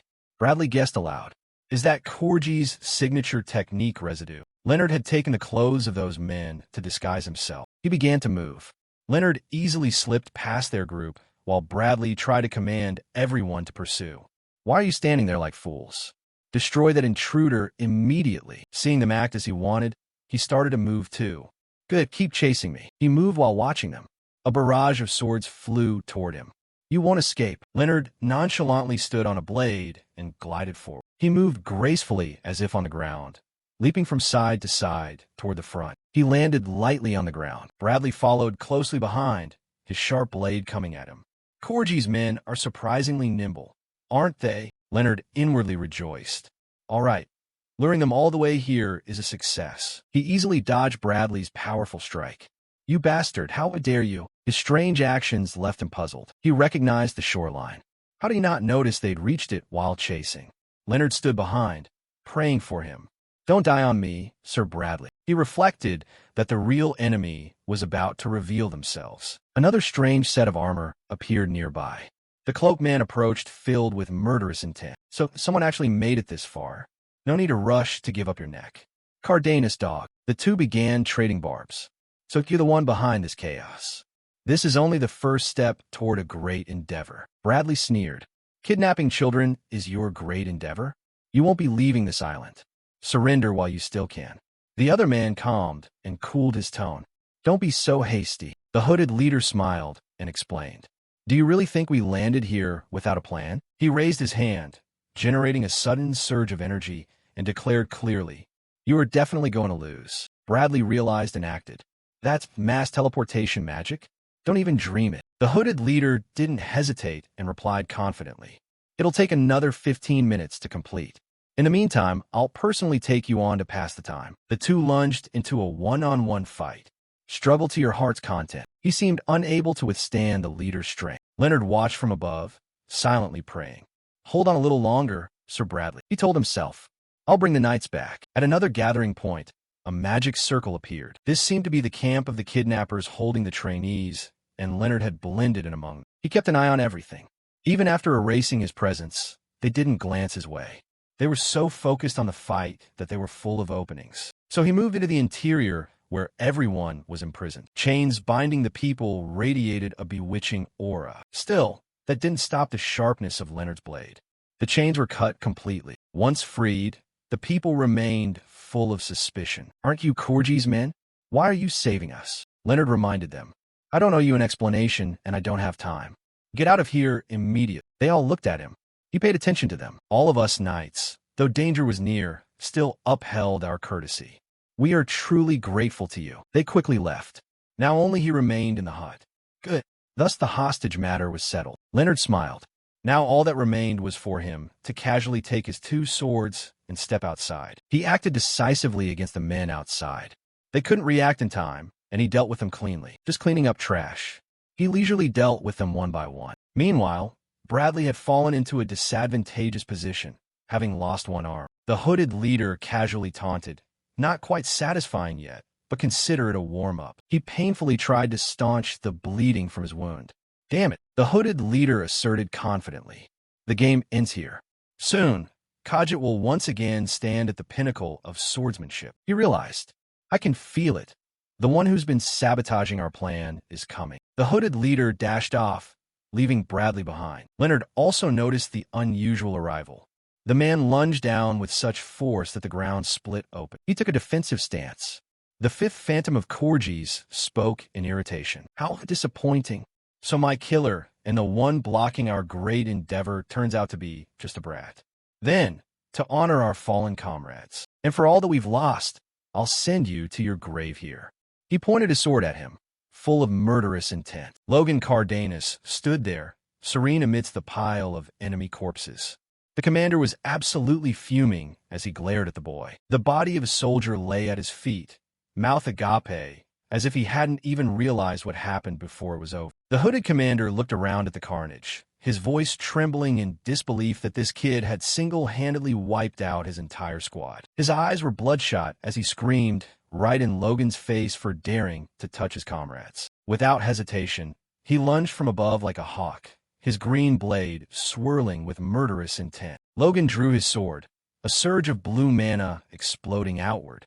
He realized this guy was at the sword master level. He couldn't afford to mess around. 2 waves of sword chi collided in a shower of sparks as Logan blocked his opponent's downward strike. The hooded commander froze. He was shocked that a mere brat could actually manifest an aura blade. Logan looked at him with ice-cold eyes and told him he didn't need to know the reason why. He launched a counterattack, his blue sword chi tearing through the air. Logan knew he could only maintain this state for 3 minutes. The man swung his sword frantically, green mana pouring out like a waterfall as he roared for Logan's head. Logan ducked and wove through the attacks with total grace. He could see the guy had lost his cool, making him a much easier target now. Logan slid across the ground, searching for the single opening he needed to end the fight. He gripped his hilt tight, deciding to close the distance quickly instead of just dancing around on the outside. The commander suddenly broke into a twisted grin, muttering that Logan had walked right into his trap. He stood tall, introducing his technique as the severing venom. He claimed a single scratch was all it would take to end a life. A serpent made of mana manifested behind him, threatening to make Logan's heart stop in an instant. He was confident this venom would sever all of his opponent's mana and blood vessels. Logan didn't give a damn. He rushed forward, thanked the guy for the detailed explanation, and swung his blade. A powerful slash shattered the mana serpent, and a blue light completely enveloped his opponent. Logan's mana exploded, sweeping away the swarm of vipers surrounding him. The commander's jaw dropped, unable to comprehend why his poison had no effect on the kid. Logan charged forward like an arrow. He wondered to himself if his heart was simply immune to toxins. His sword struck the man's armor as he coldly reminded him that he didn't need to know too much. The hooded commander was pushed back, panting heavily from exhaustion, but still struggling to stand. His eyes bulged, filled with an ultimate deep-seated hatred. He channeled his mana, summoning a massive swarm of giant green mana snakes from the ground. Logan was surrounded by a forest of serpents, while the man howled like a beast backed into a corner. Seeing that the guy had clearly gone insane, Logan calmly analyzed what his opponent was trying to pull. The mana snakes kept coiling around Logan, making it harder and harder to get close to the man. He decided to stop dodging and instead pierce straight through the heart of the swarm. A brilliant vortex of blue mana punched through every barrier as Logan lunged directly at his foe. The man was sent flying by the sheer, crushing pressure of Logan's thrust. His hood fell back, and he screamed in bitter rage of being utterly thrashed by a child. Black blood dripped from his eyes. It was clear he was burning his very life force to fuel his mana. He stood up, eyes blood red, swearing that even if he died, he was taking Logan down with him. The entire sky turned a sickly green from the massive amount of mana he was releasing. Logan realized the guy was recklessly betting everything on this final move. He planted his feet firmly on the ground, bracing himself for the finishing blow. Logan glided through the snakes like a ghost, treating the incoming attacks as mere bait. He spun into a wide arc slash, determined to wrap this up quickly. His blade, concentrated with pure aura, tore through the last mana serpent as Logan aimed straight for the enemy's head. Logan Cardenas lunged forward, certain he could reach the hooded commander. His eyes burned with determination, refusing to let the mana snakes distract him. He thrust his blade straight toward his opponent. Suddenly, a magic circle appeared, shockbound. Logan had walked into a trap. He froze midair, realizing with a shock that this guy had been hiding a magic tool. A pitch-black hand reached out, seizing the moment while Logan was immobilized. The commander choked Logan, laughing triumphantly and telling him he had been far too careless. He revealed that he had intentionally lured Logan in close just to land this guaranteed killing blow. "Your luck's run out, kid. Go to hell," the man hissed, preparing to finish him off. Regrettably, that's not going to happen. A deep voice cut through the air. A flash of a slash tore through the darkness, and the hooded man's arm fell to the ground. Fabian appeared with an imposing presence, powerful mana radiating from his body. The commander clutched his stump in agony as Fabian now stood like a fortress in front of Logan. The hooded man screamed in terror, not understanding where this commander had come from all of a sudden. Fabian showed no mercy, continuing to unleash Azure Sword strikes to settle the blood debt for his soldiers. Logan hit the ground, coughing violently, while Fabian looked coldly at the enemy, writhing on the dirt. Logan wiped the blood from his lips and smirked, telling the guy that he was so obsessed with killing him that he didn't even notice Fabian approaching. Fabian turned back to Logan, apologizing for being a little late. He gave an appreciative smile, amazed that Logan had grown so much in such a short time. Thanks to him buying time, they were able to save many other comrades. Reinforcements had also just arrived. Logan was spent, asking for permission to just crash right there, because he was beyond exhausted. Fabian kindly told him to go ahead and rest, saying he would handle everything from here. Fabian's gaze suddenly turned razor-sharp as he looked back toward the enemy. He declared it was time to sweep up the remaining trash. The commander was now nothing more than a soulless husk filled with demonic energy. The man frantically used dark mana to take flight, growling that it wasn't over yet. Fabian clicked his tongue, fed up with the opponent's dehumanizing obsession. He swung his sword, declaring that this would be the man's final stop. The commander threw his remaining strength into a suicide charge, and Logan watched the battered figure in awe. Fabian suddenly sensed something was off, his expression shifting to one of concern. The hooded man roared, swearing to drag everyone down with him. A blinding white light began to envelop him. Logan's eyes widened, reflecting the brilliant glare that was about to swallow everything. A massive pillar of mana exploded, leveling the entire battlefield. Chapter 19 ended in total shock. In just an instant, the area returned to a heavy silence. That was when Bruno finally reached the scene. "So they've taken the boy. I didn't think they'd stoop to such cowardly tactics. It seemed they used a mass teleportation spell to kidnap him. Since the magic hadn't fully stabilized, there was no telling where he'd been tossed. I was so sure I was the target that I got careless. Even Bradley couldn't have seen this coming. Who would have thought their real aim was Leonard? They must have done it because they view him as such a massive threat that they're willing to betray their own faith. A mere apprentice knight having to face off against a transcendent level enemy. I've met plenty of geniuses in the Azure Dragon Knights, but I've never seen anyone with a growth rate as terrifying as that kid's. Perhaps a legend is about to be etched into the history of the Cardenas family." He then made a suggestion. "We need to request reinforcements from the main family immediately." Bruno nodded in agreement. "Agreed. I'll leave the next steps to you. The Cardenas house must find that boy. Until then, please take care of yourself." Scene shift to Leonard. A moment ago, he was drifting on the vast open sea. His body bumped against a wooden plank, causing it to make a loud thud. On a passing boat, a girl heard the noise and immediately stepped out to investigate. What was that sound? He was still drifting in and out of consciousness. The smell of the sea again. "Am I on a boat?" After taking a few seconds to steady his mind, he opened his eyes. As soon as she saw him wake up, the orange-haired girl asked worriedly, "Oh, you're awake? I've got a ton of questions for you. You better answer them straight, seeing as I'm the one who saved your life." Hearing those words made him a bit skeptical. Save his life? Then her attitude shifted back to the task at hand. How rude of me. I haven't even introduced myself yet. I'm Francis, captain of the Aquamarine. And what's your name? He hesitated for a few seconds before reaching out to shake her hand. Leonard, from the Arcadia Empire. Hearing that name made Francis jump. Wait, Arcadia? That's incredibly far from here. How on earth did you wash up in this neck of the woods? He didn't really understand what had happened himself, so he tried to explain. It was just an accident. I got caught in a spatial magic vortex. After that, everything's a blank. From behind, Marion stepped closer, sounding puzzled, getting hit by spatial magic and coming out in one piece. You wouldn't happen to be from the Cardenas family, would you? She reasoned that at his age, having a body trained to such an unbelievable degree meant there was no other explanation besides being a Cardenas. This made him think for a second. So the Cardenas name was famous even across the ocean. He nodded in confirmation. Yeah, I'm from Cardenas. Is there a problem? Hearing that, Marion warned her. Milady, if the Cardenas house is looking for this guy, getting involved with him could be very dangerous. We should proceed with caution. While they were thinking it over, a soldier came sprinting in from outside, shouting at the top of his lungs. Miss Francis, please, get down to the harbor right away. Those thugs are back. Luciano's gang is starting trouble out there again. This made Marion grit her teeth in anger.